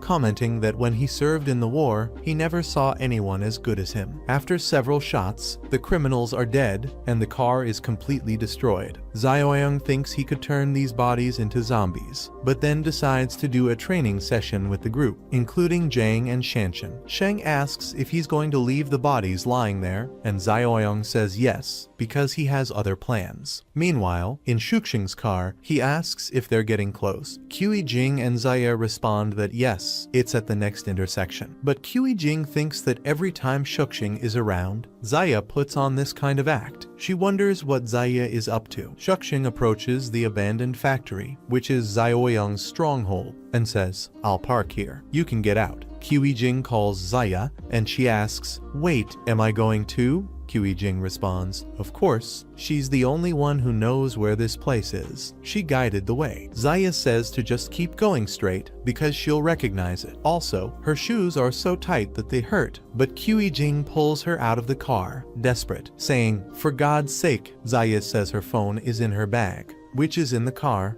and Qi Jing responds, "Leave it in the car." Meanwhile, Shuxing remains in the car, speaking on the phone, instructing someone to prepare everything. As soon as he starts the car again, the car behind them will follow. This car is full of criminals ready to kill. Zaya asks why her friend dragged her into this, but Qi Jing responds that she's a fake, saying, "Do you really think Zioyang would fall for your traps?" Zaya defends herself, saying it's a big misunderstanding and that she's just trying to hook Zioyang because he knows about her, and Shuxing doesn't. At that moment, the two are shocked by what they see ahead. They spot bodies and stopped cars and ask, "Was there a shootout here?" Zaya says, "These people are all dead." Qi Jing responds, "Judging by the blood, they've been dead for a while. Were they people fighting for supplies too?" Zaya says that, if that's the case, Zioyang must have died along with them. But Qi Jing responds, "I don't care about Zioyang, I just want the supplies." She suggests contacting Shuxing to handle it, but Zaya insists, "No, let's head to the factory gate quickly." At that moment, zombies begin to rise from the bodies. The two approach the factory gate, and Zaya comments, "This place is really well sealed. Huh, you can't see anything from the inside." Qi Jing asks, "Do you think Zioyang is alive?" Just then, someone catches their attention. It's Shanshan, armed, who asks how they found this place. Zaya replies that they are Zioyang's friends, and Qi Jing adds that she's his girlfriend. Shanshan then speaks into the radio. "Hey, Zioyang, there are 2 more women out here, and one of them says she's your girlfriend." Qi Jing mutters to herself, she must be his new girlfriend. No wonder he's been acting so strange. Zaya is about to tell her not to show it, saying that if she keeps this attitude,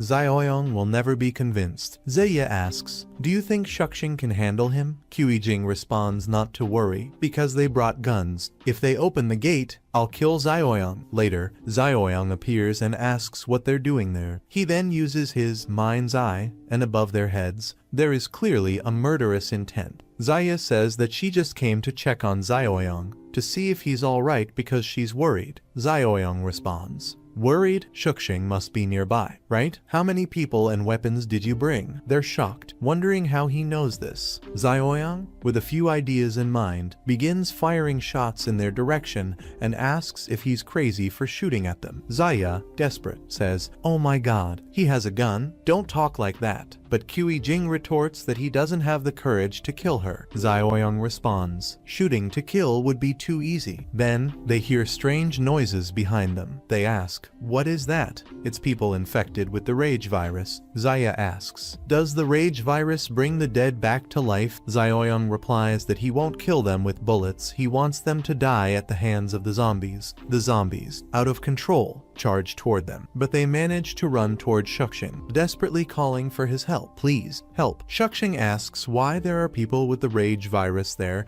and orders his group to leave immediately. He leaves the girls behind. Jing, panicked, says she doesn't want to die like this and throws her bag to trip Zaya. When Zaya falls behind, she becomes the zombie's target and dies right there, with a look of hatred toward Jing, swearing that she will make her suffer. Jing runs in panic, muttering that Zaya deserved it, while Shanshan is horrified by the scene. Xiaoyang remains calm, and the system announces that the threat mission has been neutralized, granting him 10 more points. A new mission appears, asking him to kill the zombies below, and he will gain another 10 points from the system for doing so. Shanshan asks if the zombies appeared out of nowhere. Xiaoyang explains that since the apocalypse began, the air is filled with a large amount of this alien infection source. Everyone is infected, even those with low immunity. Even if they're alive, they are at risk of turning into zombies. Shanshan says she understands, and Xiaoyang tells her to gather everyone,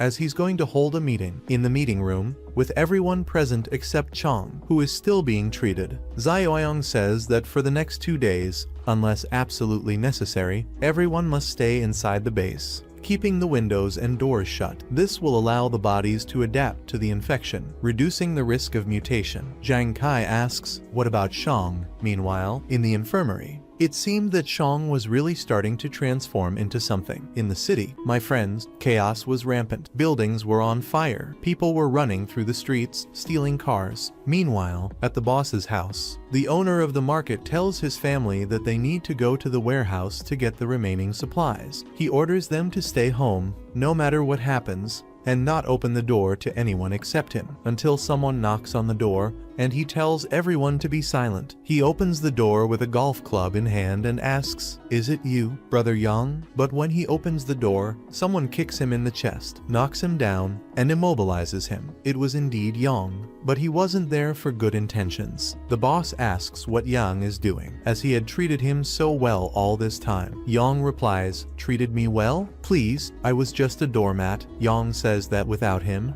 the boss wouldn't even have bought his house. The boss questions, what are you doing? And Yang answers that yes, while he, the boss, had money to buy several houses. Yang tells him to stop the conversation and give him the keys to the warehouse now, but the boss refuses. Yang asks, already impatient, oh, still being stubborn? He grabs the boss's wife's hair, and the son gets furious, telling him to let go of his mother and biting Yang. Yang slaps the boy's face, and the boss says, you're a scoundrel. If you want to fight, fight like a man. Stay away from my wife and son. Yang says, if he cooperates, his family will be fine. Now, take us to the warehouse. Later, at the warehouse, Yang sees only a few boxes and asks if that's all that's left. Ji says that he was the one who arranged the big client who bought everything. Yang thinks it's true. Xiaoyang bought all that. Yang says that if they took all the supplies Xiaoyang has at his factory, they wouldn't have to worry for the rest of their lives. Ji advises Yang to stay far away from him because, in addition to being prepared, Xiaoyang is well armed. This guy must have discovered the apocalypse long before it happened. but Yang says the problem now is his. Ji asks how so, and Yang replies that Zioyang must get the supply, or his wife and son will be in danger. It's a fair trade, isn't it? He does what's asked, and his family stays safe. Meanwhile, at Zioyang's base, Shong had indeed turned into a zombie and was locked in the infirmary bed. The people, of course, his friends, are quite upset. Yaiming says they should kill him once and for all. Then, Zioyang looks at him, and Jiang Kai asks, "What are you talking about, man?" But Yaiming responds that he's already dead, there's no way to cure him, and if he breaks free, everyone will be in danger. The other guy says that he's their brother, but always wanted to kill him. Zioyang says that, unfortunately, he's right, there's no chance of recovery for this guy. He then pulls out a knife, hands it to Yaiming, and says, "If you want to kill him so badly, use this knife. Finish him off." Yaiming stares at the blade, and Zioyang says, "You've always wanted a weapon, right? Use it, end your friend's suffering." But Jiang Kai firmly grabs the blade and tells Zioyang that he will do it. Even so, Jiang Kai looks nervously at the blade. Zioyang holds Jiang Kai and asks if he's sure he's going to do this, and what would happen if he's lying. What if there's a cure? You'll officially become a murderer. But Jiang Kai says he trusts Zioyang. Zioyang smiles and says, "Well, go ahead then." Then, Jiang Kai approaches Shong, and just as he's about to kill him, Shong grabs his hand, because a message from the system arrives at that moment. Shuxing says that Shong's situation is special and that there's still use for him. The system indicates that a new mutation variant has been discovered. So, he's left alone in the infirmary with Shong. Zioyang says, his name is Sheng Shang, right? And tells him that he has a very important task for him. Meanwhile, elsewhere, a car approaches, crashes into a pole, and is left completely wrecked. It was Yang driving. He thinks, "Oh, what luck. Huh, at least I'm almost there." But then, halfway through, he's attacked by a zombie and bitten. He runs back to his car to grab a golf club to defend himself and starts beating the zombie to death. He says, "This place is a dump." He keeps approaching the factory. Later, the group at the base gathers, and everyone is armed with melee weapons this time. Shanshan says that the gear around them, these bindings, are a bit uncomfortable. But Zioyang says that zombies don't have reasoning, so the explosive power of these creatures is much stronger than a normal human's. It's very dangerous, and with their current combat experience, it's very likely they will get hurt, which is why the protective gear is necessary. Once you have more experience, you can take it off. Then, they approach a zombie that is alone. Zioyang tells everyone to wait because they are now within the zombie's perception range. The zombie spots them and charges toward them. Zioyang tells them to remember what he taught them. Then, Zioyang easily dodges the zombie's attack and says to aim for the head, strike fast, and don't overthink it. The fat guy is the first to attack with a large blade. He manages to hit the zombie, but it has little effect. The fat guy strikes and ends up hurting himself. Shuxing says that the hardest part of the zombie is its head, and that the fat guy's move is the perfect example of what not to do. So, the fat guy is attacked and asks for help. But Zioyang says his defense was perfect. Look, everyone, learn from this. Now, it's Jiang Kai's turn. He approaches with a baseball bat and hits the zombie right on the neck. Shuxing tells him to keep going, but one strike should be enough. Then, they smash the zombie. They ask Zioyang how it went. He says they did well, but there was a zombie behind him. Jiang Kai warns him, and just as the zombie is about to bite Zioyang, Zioyang simply grabs its head, stopping it in place. He says, "If you forgot what I said, never let your guard down when zombies are around." Meanwhile, approaching the factory, Ji, the boss, is still there and says there are a lot of zombies roaming around. He wonders if Zioyang is dead. He sees a car stopped and thinks that this is Zioyang's car. For sure, he wonders if Zioyang is hunting zombies. But then, a zombie crawls out from under the car, the zombie of Zaya, and grabs Ji's leg. Of course, he's startled, falls to the ground, and is attacked by her. At that moment, he tries to hold on. But just as he's about to be killed, someone blows her head off. It was Zioyang with his rifle. Ji pushes the body off him, covered in blood, and Zioyang asks, "Ji, what are you doing here?" Ji says he can't believe he's still alive to see him. But Zioyang notices he's been bitten and points his gun right at his head. But Ji says he has something to warn him about, something to say. Zioyang says he can speak, but from a distance. Ji says he already knows he's infected and will soon become one of those damned zombies. But he tells Xiaoyang that the damn Yang took his family hostage and will release them if Xiaoyang gives supplies to them. He says, yes, what Xiaoyang did was terrible, but his wife and son are innocent and asks Xiaoyang for help. He wants Xiaoyang to stop Yang from doing anything to his family. Xiaoyang thinks that, well, gee, even though he did this for his own benefit, the supplies he gave really helped. He looks at his team and thinks that the fortress still has a lot of capacity, so they can house 1 or 2 people. Then, a new mission appears. Xiaoyang says, now this just became profitable. The mission is to save Ji's wife and son and bring them to the base. The reward is 25 points. And the other mission, killing all the zombies around the fortress, is still ongoing. Xiaoyang tells Ji not to worry, that he will take care of his family. Ji lowers his head to the ground, thanking him, deeply grateful. Then, Ji kneels and tells Xiaoyang to end this quickly. Xiaoyang asks, end what? Ji says he doesn't want to become one of those damned mutants, so he asks Xiaoyang to end his life right there. But Xiaoyang calls Shanshan and asks for a motorcycle from the warehouse. He tells Ji to take the motorcycle and go as far as possible to an isolated place. Ji asks why Xiaoyang is doing this, but Xiaoyang replies that he's doing it in exchange for saving his family. Ji agrees and thanks him. He then takes the motorbike, which is like a small motorized bicycle, and as he transforms into a zombie, he thinks of his family. Meanwhile, at the fortress, they finish killing all the zombies there. They pour gasoline on the pile and burn everything. Shuxing says that, with the current training and strength, each of them can handle 1 zombie in hand-to-hand combat. But when it comes to small groups of zombies, or even a horde, they are definitely not ready yet. So, he asks everyone to follow him now. They reach a large door at the warehouse. Shuxing calls for Sheng to take this. He's handing him the warehouse key and says he's going to the city tonight. Sheng asks if he's going alone, since the city must be in chaos, but Zhang Kai volunteers to go with him, along with their friends. Yiming clearly didn't want to go, but Shuxing says it's unnecessary. They'll be in danger in the city and would only be a burden. Unfortunately, he says he's counting on Sheng to take care of the base.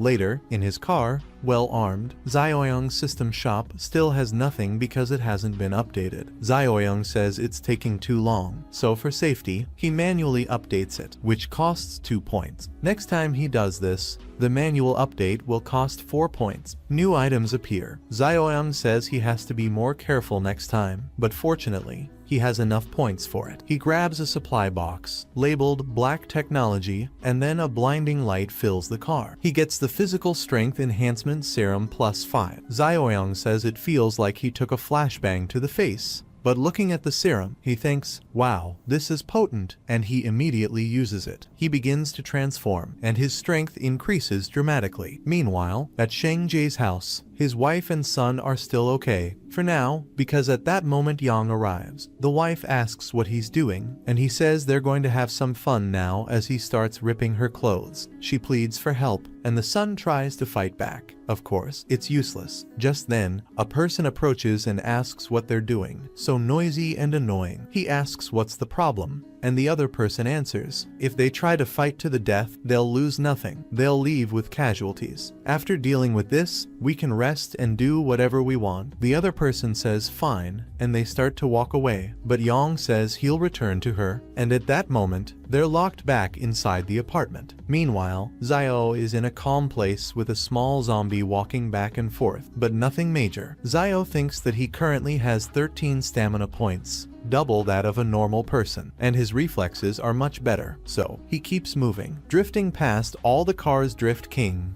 and thinks that he feels great. Later, on a street full of zombies, he exits the car and says the city is finished and driving here will attract too much attention, so he decides to go on foot, but he is spotted by 2 zombies who charge at him, but Xiao easily dodges the first one, grabs its arm, and throws it into the other zombie. He then summons a machete from his inventory and quickly slashes both their heads in an X shape. Xiao says that these kinds of zombies are like paper to him now. This means having more than double the strength of a normal person, and he thinks his senses defenses have greatly improved. He senses that 80 meters ahead, the passage is blocked until a random mission appears in the system. Meanwhile, at a store, zombies are trying to break in because there are survivors inside. They're telling each other to move heavy things to block the door, and the son asks his father if they're going to die. The father says no, the zombies can't get in. He says that, in the worst case, they'll join his mother. It's a horrible thing to say, and the boy starts crying. The policeman says, "For God's sake, do you think before you speak?" And the father replies, "Think before I speak? Look at our situation. For God's sake." The police officer wonders if they're really going to die there, but suddenly, the zombies begin to be massacred. The group wonders what that sound is, as the zombies are being completely destroyed, leaving blood everywhere. The officer orders Dong and Xiaoshui to move everything outside, but without making noise. Afterward, they leave the store and wonder who killed all the zombies. The boy says it must have been another mutant, for sure, but the father asks what a mutant is. The child replies that it's a stronger version of these zombies that appear in many games. The father jokingly says that's probably why his grades were so bad this year. The officer tells Dong that he lacks emotional intelligence and tells him to shut up and stay alert to avoid being ambushed by zombies. They begin walking back to the base but stop when the officer gives the order. The reason is that, ahead of them, Xiaoyang is analyzing his system. The boy says he's a mutant, for sure, but the officer insists he's a survivor. Xiaoyang turns around and says that mutants aren't that common, it's just a vivid imagination. The officer is happy to see he's indeed a survivor and suggests Xiaoyang join them, since he must be in danger alone. Xiaoyang asks if it's just them, and the officer replies that they went out to gather supplies, but there are still many people at the Honan Garden. Xiaoyang remembers the place and asks if it's near a mansion. Dong confirms that it's near that avenue. Dong asks Xiaoyang to come with them, saying the more people, the better, and highlights that their group has a lot of experience dealing with zombies. Xiaoyang pretends to be weak and says okay, thanking them. They continue walking, and Dong asks if Xiaoyang is looking for someone important. Xiaoyang responds yes, and Dong, with a sad tone, asks if it's a relative or a girlfriend. Xiaoyang replies that, with the end of the world, that person is probably dead, and he needs to be prepared for that. The officer agrees, saying that besides zombies, there are also those damn beasts. Xiaoyang asks, "Beasts?" The officer explains that it's a group of criminals who passed through the area to survive. They kill other survivors and steal everything they have. He mentions that some of his companions have already died at the hands of this group, but as long as they stay vigilant, nothing bad will happen. At that moment, the boy warns that there's a zombie near him. He reacts in time and shoots it in the head, killing it instantly. The officer says he's getting tired of these zombies, but Dong warns that the gunshots attracted more zombies, who are now approaching. The police officer starts to panic a little, but soon sees a bus and orders everyone to run there quickly. Xiaoyang thinks that running recklessly is indeed risky, but a shelter like a bus is perfect for defense. The only disadvantage is that if the bus falls, they won't have an escape route. Xiaoyang analyzes the situation and thinks, from 0 to 10, 7 points for this emergency call from the police officer. He runs toward the bus, with the zombie behind him. When he gets in, the police officer quickly shuts the door. The officer then orders everyone to check the seats to make sure there are no zombies inside the bus. The child warns that the zombies haven't given up. They're all over the bus door. The officer says that sooner or later, they will have to leave. Then, the zombies begin to push and bang against the bus. The officer thinks they won't be able to hold on for much longer, but Xiaoshui, with one hand, shuts and locks the door, impressing the officer with his incredible strength. Xiaoshui then says that he will seal the door, and that way, they can kill the zombies through the windows. The officer agrees, and everyone inside the bus begins breaking the windows. When the zombies attack, they kill them through the windows. Dong is holding on to prevent anyone from falling, and the officer comments that with so many zombies outside, those bullets won't be enough. Xiaoyang grabs the police officer's attention and offers a crossbow. The officer asks where he got it from, and Xiaoyang replies that, by chance, he found one nearby. Now, they begin killing the zombies with both the crossbow and close combat weapons, managing to take down many of them. Eventually, They leave the bus, and the kid exclaims, "Yeah, we're awesome, we did it." But Zioyong tells him not to lower his guard. Meanwhile, back at Zioyong's base, Shanshin says she hopes he's doing well out there, and Yuming offers to take the watch that night. The chubby guy asks, surprised, "Look at that, you're so excited." Yuming replies, "Mind your own business, kid." The other asks, "Wow, you're acting so weird." Sheng then says that if Yuming is going to watch over the place, everyone can go rest in their rooms, but he warns, be extra careful, okay? Yuming was in the tower and thought it was already pretty late. Everyone must have gone to sleep by now. He didn't want to waste any time and decided to do what he wanted before Zioyong came back. Sheng was sleeping with a key right next to him. Yuming quietly entered the room and crept up. When he went to grab the key, Sheng woke up and asked what he was doing. Yuming then punched him, took the key, and ran out. Sheng started shouting, waking everyone up and asking what was happening. He said, "Yuming stole the key,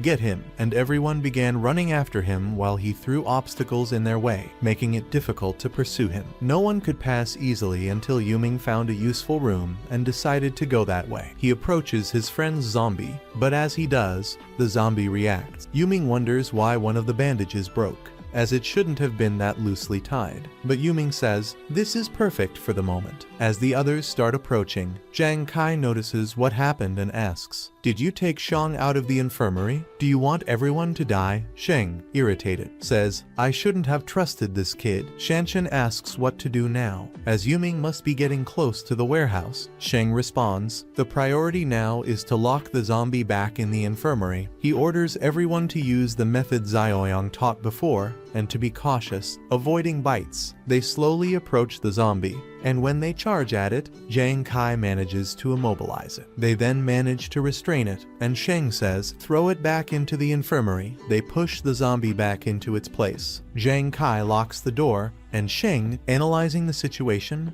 comments that it was too easy. For some reason, the zombie didn't react much, but he adds, "We wasted too much time. Yuming must have already grabbed a weapon. That damned little monster." At that moment, Yuming appears and asks, "Who are you calling a monster?" He says he just found one weapon, and that there are no others, but insists that the one he has is more than enough. "With this, I'll deal with all of you and take care of this fortress for myself. Now, go back to your rooms." Zhang Kai asks, "Why are you doing this? Zioyong saved our lives." But Yuming replies, "That favor must have something behind it. He always seems so powerful and proud. Since he saved our lives, I bet he expects us to become his slaves." Sheng then comments, "Some people are born ungrateful, aren't they? This kid is a wolf in sheep's clothing." Yuming, irritated, tells him to shut up and go back to his room. Meanwhile, Shang's zombie was staring at his friend. It seemed like it had something in its hands, some kind of key. In Roxen Garden, the group approaches and tells Zioyong,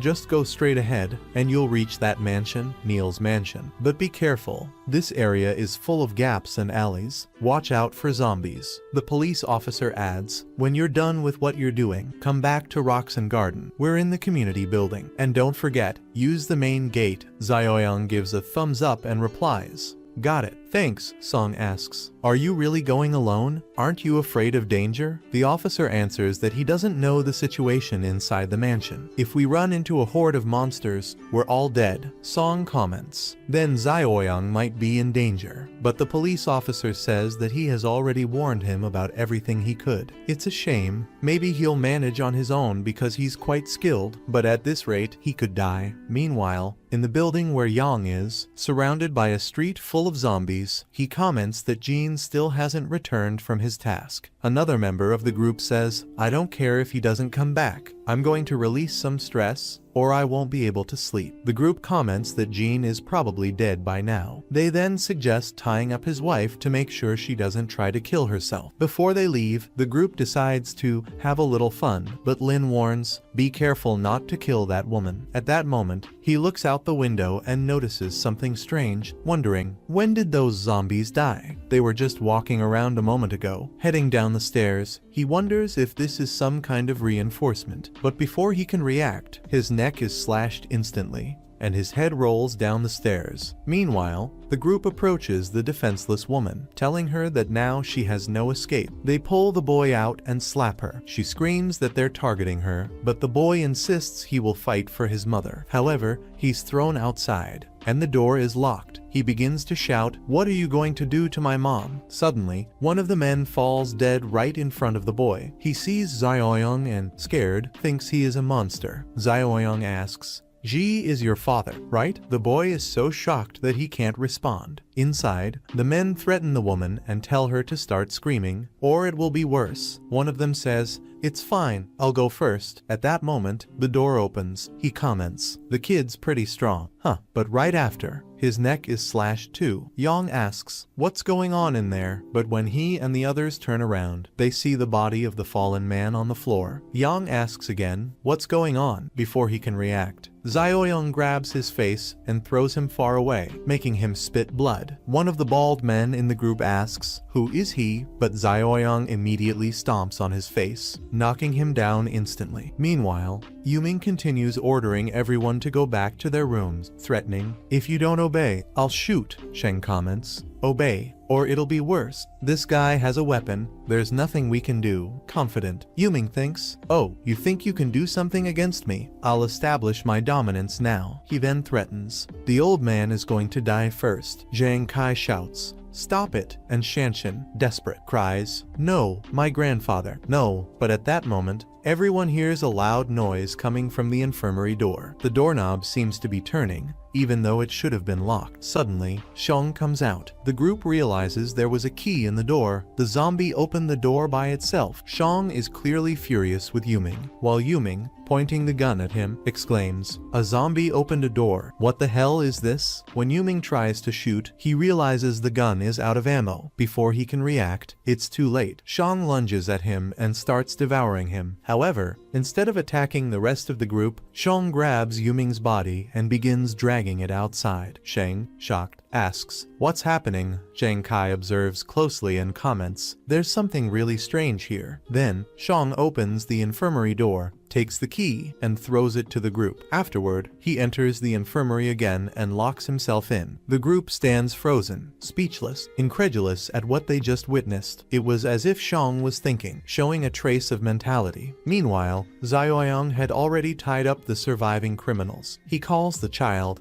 but her mother, concerned, asks, "What do you want my son to do?" Zaoyong simply tells the boy to approach. The child, brave, responds, "It's okay." Zaoyong hands the boy a knife and orders, "Kill Yang and his group." The prisoners begin begging for mercy, pleading not to die. The mother tries to intervene, saying, "He's just a child. He can't kill people." Zaoyong firmly responds, "From now on, everything changes. From now on, he will have to protect you. He needs the courage to kill these bastards." The boy remembers everything the criminals did to his mother. Filled with determination, he charges at them with the knife. In seconds, both of them are dead. The boy's mother, stunned, looks at him in disbelief. The child, still processing what just happened, asks Zaoyong, "My dad is dead, isn't he?" Zaoyong answers simply, "Yes." The boy drops the knife and runs to embrace his mother. She, emotional, looks at Zaoyong and says, "Take my son. Take care of him. I'll do whatever you want." But Zaoyong replies, "No, he wants to stay with you. He wants to protect you, and that's enough." He then adds, "I promised I would do this." Now, the three of them, armed and ready, head outside together. The boy, seeing the chaos and the zombies scattered around, asks, "What kind of creature did this to so many zombies?" Zaoyong simply replies, "Me." However, he quickly tells everyone to wait as he hears something in the distance. He turns to the woman and asks, "Do you know where Building 8 is? In the garden?" She answers that she knows the direction. "Why?" she asks. Meanwhile, in Building 8, where the police officers group is located, a new group of criminals is preparing to attack and kill anyone they encounter. The survivors inside Building 8 are in panic. "What do we do? Do we surrender?" one of them asks. The police officer answers firmly, "No. If we surrender, we'll be dead anyway. These people won't show mercy." From below, The leader of the bandits shouts, "You have 10 minutes to cooperate, or you'll all die." One of the women, terrified, suggests, "Maybe it's better to go down and surrender." Another woman, nervous, retorts, "I'm not doing that. I don't want to get involved with them." The police officer, trying to calm them down, says, "Don't worry, we're not giving up. If we hold the corridor, they won't be able to get through." Meanwhile, down below, one of the thugs was watching the situation. "They seem well armed up there." The leader, confident, replied, "And the cop is armed too, but they won't last long. We don't need to force it. Just wait." However, they didn't expect what was about to happen. Zioyong was watching the group, sneaking closer. The boy next to him asked quietly, "Uncle Zio, these guys are bad, aren't they?" Zioyong answered calmly while aiming his gun, "Yes, they are the same kind that did that to your mother." Inside the building, the cop moved closer to the window, carefully trying to get a better view of the situation without being shot. He realized the thugs were well armed, but before he could think of a strategy, he heard gunshots. Everyone inside the building was in shock. However, it was the thugs outside who were being shot. One by one, they were falling. The leader yelled, "Who's there?" The cop, looking out the window, realized it was Zioyong, taking them out with precision.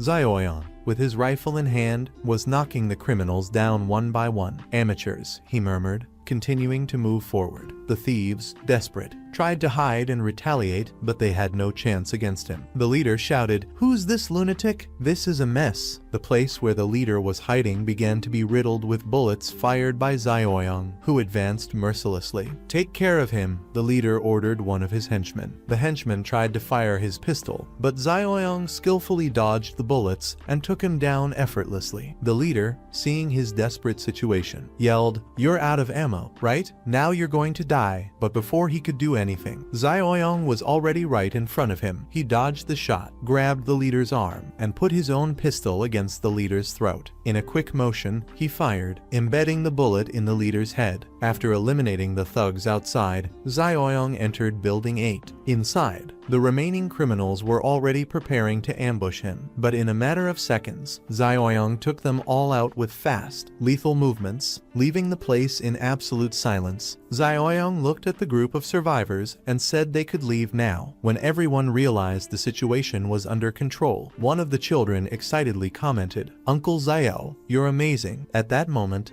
a message from the system appeared in Zioyong's mind. Mission, reinforcement, objective, recruit 5 survivors from Rasang Garden. Reward, 25 points. Zioyong turned to the police officer and asked, "Who are these guys?" The officer explained, "These are the bandits I mentioned earlier. They're from Bikin Condominium in the south of the city." The officer called someone who knew the area well to explain what was going on in the south. One of the survivors began, "The Bikin people are well armed and have a lot of resources. They've taken over the entire southern area of the city, taking hostages and controlling everything. You can't face them without preparation." As he listened, Zioyong thought about his past life. He remembered Shuxing and Qi Jing plotting against him, coming from the southern base. Could it be the same people? He wondered. Zioyong then asked, "Is Bikin the only base in the south originally?" "No," replied the survivor, "but since they were so well armed, they took over everything. There was no way to resist. They're cruel. They kill anyone, except the pretty girls, whom they take for themselves." Now Zioyong was certain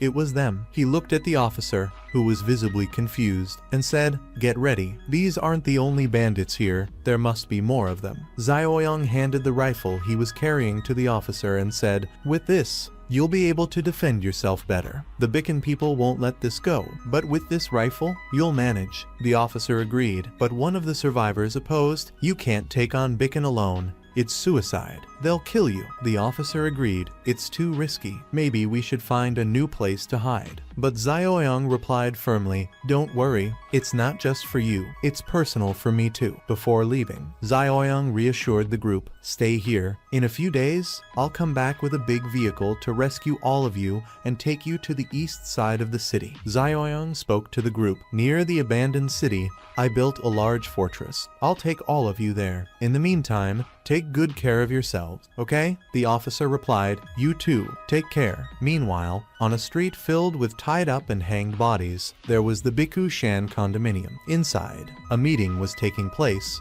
and as expected, Shuxing was present. One of the men asked, "How are the supplies from the entertainment area?" "Nothing new yet," replied another. Shuxing intervened. "I've already sent a group there. They should be back soon." But another man added, "There are several high-level affiliates in Inyu's mansion. We can't just take the entertainment center, right?" Shuxing agreed. "You're right, Kig. I've already sent my people to bring any survivors they find." At that moment, another man, smoking, interrupted. "Seriously, Shuxing, you haven't completed a single mission you were given." Shuxing, visibly irritated, replied, "Don't worry, I'll take care of it perfectly." He left the room and called one of his subordinates, asking, "What happened? About the 7 guys we sent. They didn't come back," the subordinate answered. "Did you send someone to check?" "Yes, we have news. They were all killed." Shuxing, perplexed, exclaimed, "What do you mean? Weren't there only ordinary civilians at Rosang? How did they fall into their hands?" He didn't waste time. "Gather everyone. I want all the weapons we have. This time, we won't fail." Meanwhile, Zioyong was returning to his base. Upon hearing the sound of the car, Shanshan ran over and said, "You're finally back." A notification appeared for Zioyong. "Mission complete. You earned 25 points. Total score, 36 points. Shanshan, seeing his condition, said, "You're finally back." Looking at the group,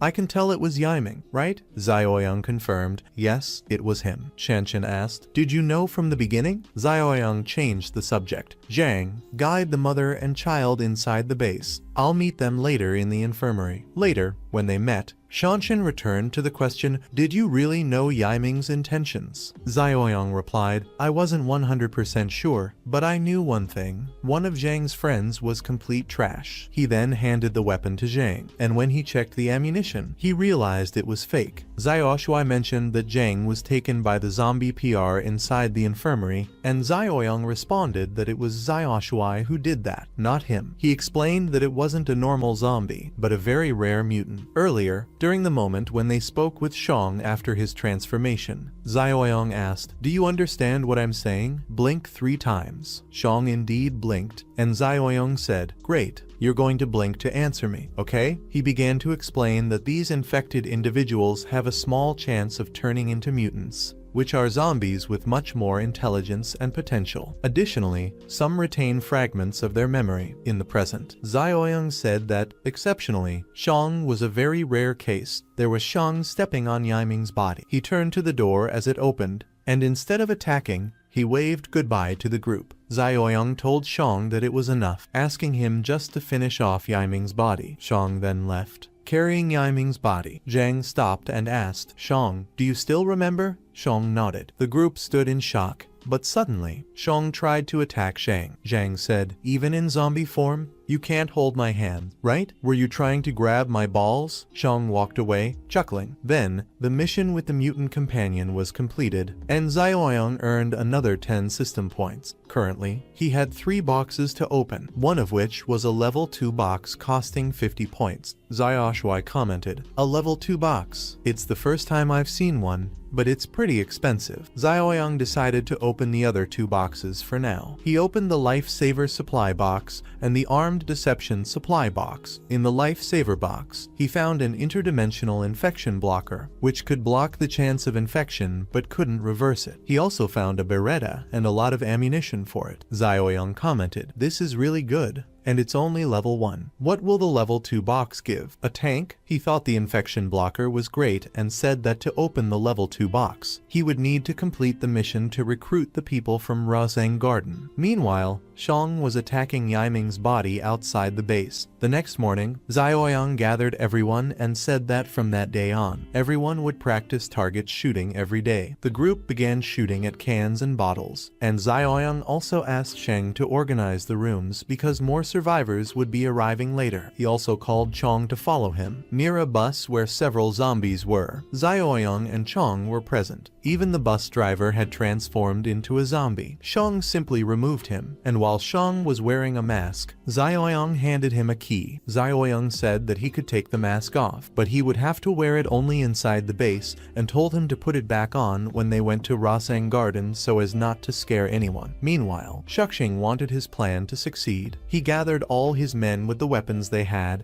and said that now he would take take care of the Rosang Garden. They set out to try and kill everyone there. Later, on the same avenue, the bus Chong was driving ran over everyone. Meanwhile, at the 8 building, where the survivors were, they heard the sound of a car approaching. Could it be Zioyoung? They asked. The policeman said he would check first. Looking closer, he saw that it was actually Shuxing and his men, who were heavily armed. The policeman said, "Those damn people from Bishui Mountain?" Sun asked. "Oh, they're back. Do they want to learn a lesson?" The group said they were armed too, but the policeman warned them not to be reckless. He had more people, and their weapons were better. At the moment, they needed to set a trap, and the policeman said he would go to the rooftop. Shuxing was getting closer to the building. Everyone aimed their weapons at the window, and the group told them to take cover. As a hail of bullets began to shatter the glass, Shuxing grabbed a megaphone to speak to his men, but one of his thugs was shot in the head by a sniper. They tried to identify where the shots were coming from, but it was actually the policeman on the rooftop who had fired. Shuxing thought this guy only had a pistol, but he was actually using an automatic rifle. The criminals became desperate. One of them said, "We have to retreat." The guy ran, but Shuxing ordered them to wait for the signal. However, the man fell dead as well. Shuxing yelled that they were all useless, but at his signal, they had to run. He then ordered everyone to run, and when the men died, he took the opportunity to escape, saying that the policeman was probably out of ammo, and indeed, at that moment, the policeman was reloading. Shuxing jumped into the car and ordered it to leave, but the policeman was left behind. Shuxing didn't care, as he already knew that the policeman was also dead. Meanwhile, on the bus, Zioyoung took the lead and was running over everything in front of him until he noticed a car at the intersection. He said it didn't matter, and for now, they would head to the building. Then, back at the crime scene, Zioyoung realized that the rifle had been very helpful. It seemed like they had taken care of these idiots. Shang appeared to be growling, and Zioyoung asked if he was hungry. "It's fine, you can eat these guys. It's cool," he said. Shang went off with a smile, and while Zioyoung headed for the building, he began to devour the bodies. It seemed that Shang felt something different while doing this. Zioyoung realizes that the policeman has killed many people. Meanwhile, the group notices that Zioyoung is approaching and calls out, "Here, here!" When he arrives, he asks the policeman what happened. The policeman responds that he's fine, thanks to the rifle he gave him, and that the rest of the group ran off. Then, they hear a growl. It was Shang approaching. The group is ready to attack,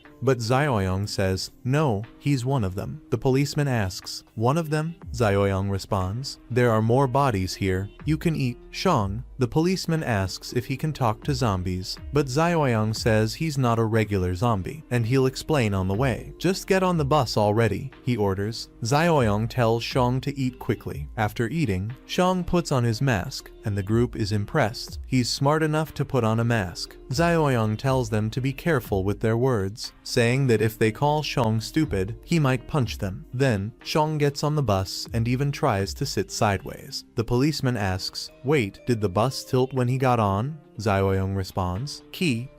Zioyoung then asks if Shang can talk now. Shang simply replies, "Talk."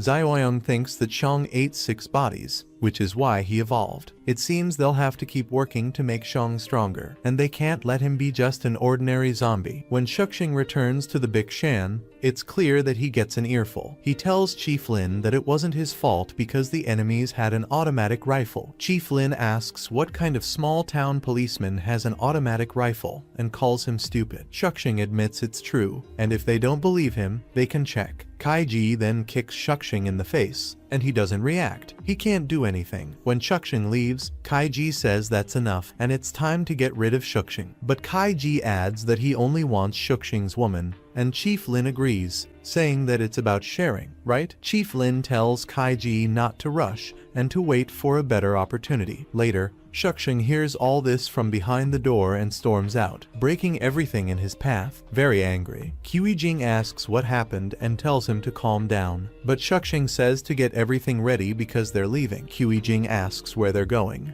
and Shuxing answers that they'll go somewhere safer than this anywhere. Then, one of his subordinates appears, and Shuxing tells him to gather everyone. Midnight, we're leaving. Jing thinks this is very strange. Meanwhile, the people from Rosang Garden were arriving, and everyone was impressed with the fortress. Xiaoyang then completed the mission, bringing 8 people when the mission only required 5. He went above what was requested, earning 5 additional points. Xiaoyang asks if this gives bonus points. This is great, he says. As he gets off the bus, he tells Shang that tomorrow night they'll head south of the city because he has some unresolved matters in that area. Xiaoyang was looking at the shop and realized it was his first level 2 box, telling himself not to disappoint it since it cost 50 points. He then received a physical enhancement serum plus 20, and Xiaoyang commented, "Oh my god, another 20, but when he applied the serum, he screamed in pain. However, he thought to himself that now his physical status was 33 points in total, 6 times greater than a normal human. At that moment,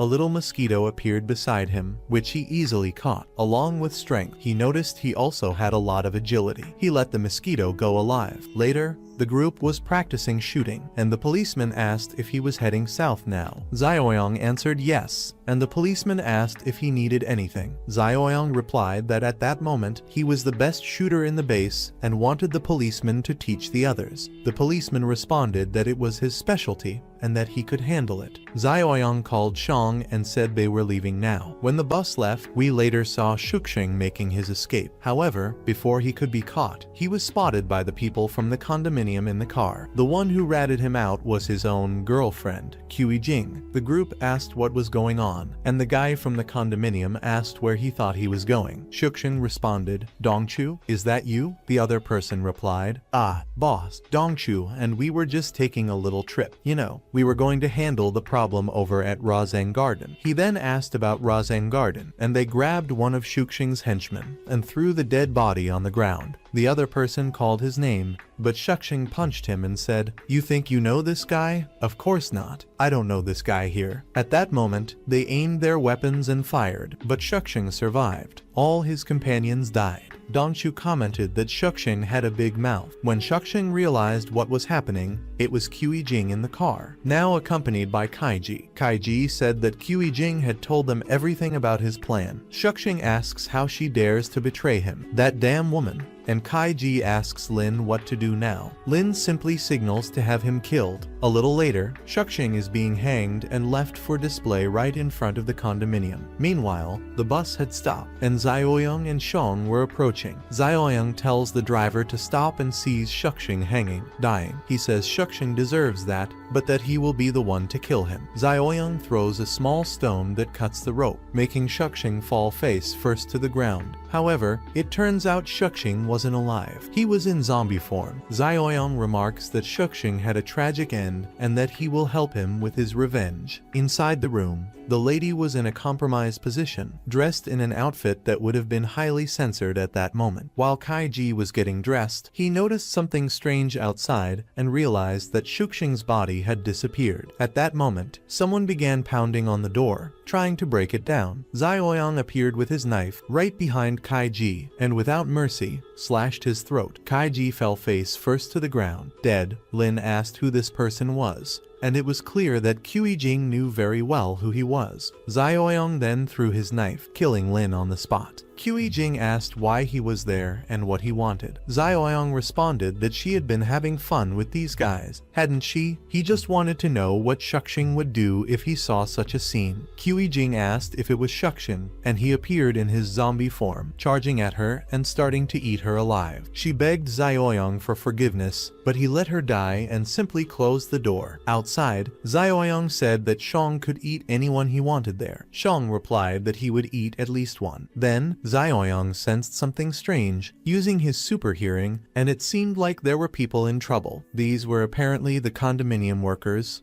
and a man with a knife. Lin's assistant commented that the child's meat was quite tender, but the boss said no, that the child was too skinny, and told them to grab the chubby one instead. He pulled the child from the mother and slapped him, making him fall. The mother begged for mercy, asking them to spare her son and pleading for someone to save the child. However, they then heard several strange noises and asked who was there. The boss said it sounded like a shotgun. "Does anyone here have one?" The henchman replied no. The boy returns to his mother and someone opens the door. The boss orders someone to check, and when the thug passes through the door, Shang grabs him and starts devouring him. Everyone begins shooting at the door, trying to kill Shang, but it doesn't work. Shang breaks the back window, grabs the boss's head, and snaps his neck. With his mutant speed, he starts killing everyone there, except for the victims. The group wonders why this zombie isn't killing them, and Xiaoyang appears, saying, "Great job, Shang, you're really fast. No need to take off the mask." Shang responds that the mask makes him irritated, and the group is completely shocked because the zombie spoke. Obviously, everyone is terrified of Shang, even though he didn't kill anyone. However, Shuxing reassures them, saying he won't attack. The child then says that the monster killed everyone in the blink of an eye. Xiaoyang asks, "What do you mean? Super monster? Have you seen something like this before?" The mother replies that yes, it was in the east of the city, near a market. Xiaoyang thinks for a moment and says, "So soon? I thought it would take a month or two for another mutant like this to appear." Shang asks what he's talking about,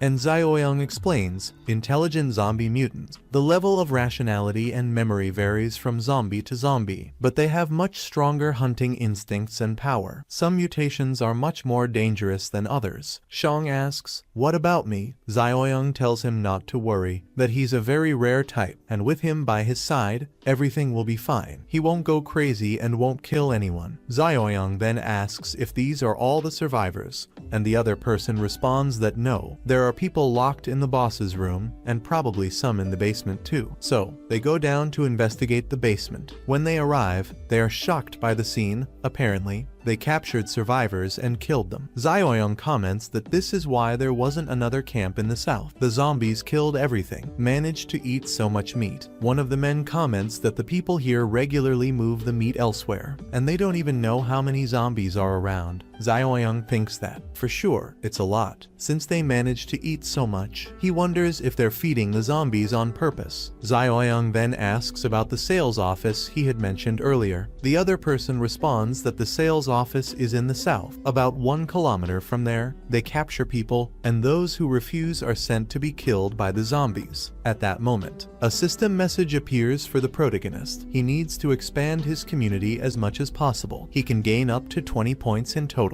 Meanwhile, at the sales office, one of the people comments that they heard gunshots from the back, but another responds that they don't know. Maybe they're using the people for practice. But then, Shang appears and kills everyone in the blink of an eye. The people who were still alive were young girls. They hear more gunshots and people dying, becoming very scared. When someone opens the door, one of the girls panics, but it's just Xiaoyang. He says, "You can leave. Go, go, go." Then, everyone forms a line to exit, and one of the girls asks if he will really take them to a safe base. Xiaoyang confirms that he will, but everyone will have to work. The girls respond that they're fine, and that everyone there works well. Xiaoyang then says, "Then, to save time, let's go." Everyone boards the bus, and they head toward the base. Once they arrive, Zhang and Shanshan are impressed by the number of people. They will go down to greet everyone, and Xiaoyang says this is his fortress, but he can't let everyone in right away. The group then asks where they will stay for now, and the protagonist says there are cabins, some establishments, and shelters outside with metal fences around them. The conditions are actually very good, so over time, they will improve their living conditions based on their work. The group agrees and starts thanking Xiaoyang. Meanwhile, passing by the southern condominium, there was a truck with a woman sitting on it, asking why the person wasn't responding. That damn person. She says that something feels off. As she enters, she realizes that everyone from Bikin is already dead, with only zombies remaining. Of course, they charge at her as soon as she steps inside, but she easily takes down Shuxing's zombie and kills the other two with her knife. Her subordinate tells her that Kaiji is dead, and she responds that there's no helping it. They'll have to deal with the zombies here. She also says that she's going to hunt down the one who did this and kill them. Hello, everyone. We are looking for new members and subscribers for our community dedicated to manhwas and manhuas. If you love these exciting stories and the amazing illustrations of both Korean manhwas and Chinese manhuas, Come join our group. Here, you can share your opinions, discover new titles, and interact with other passionate fans. Subscribe and join us on this journey through the worlds of manhwas and manhuas. Manhwas and manhuas. Manhwas and manhuas. Manhwas and manhuas. Manhwas and manhuas. Manhwas and manhuas. Manhwas and manhuas. Manhwas and manhuas.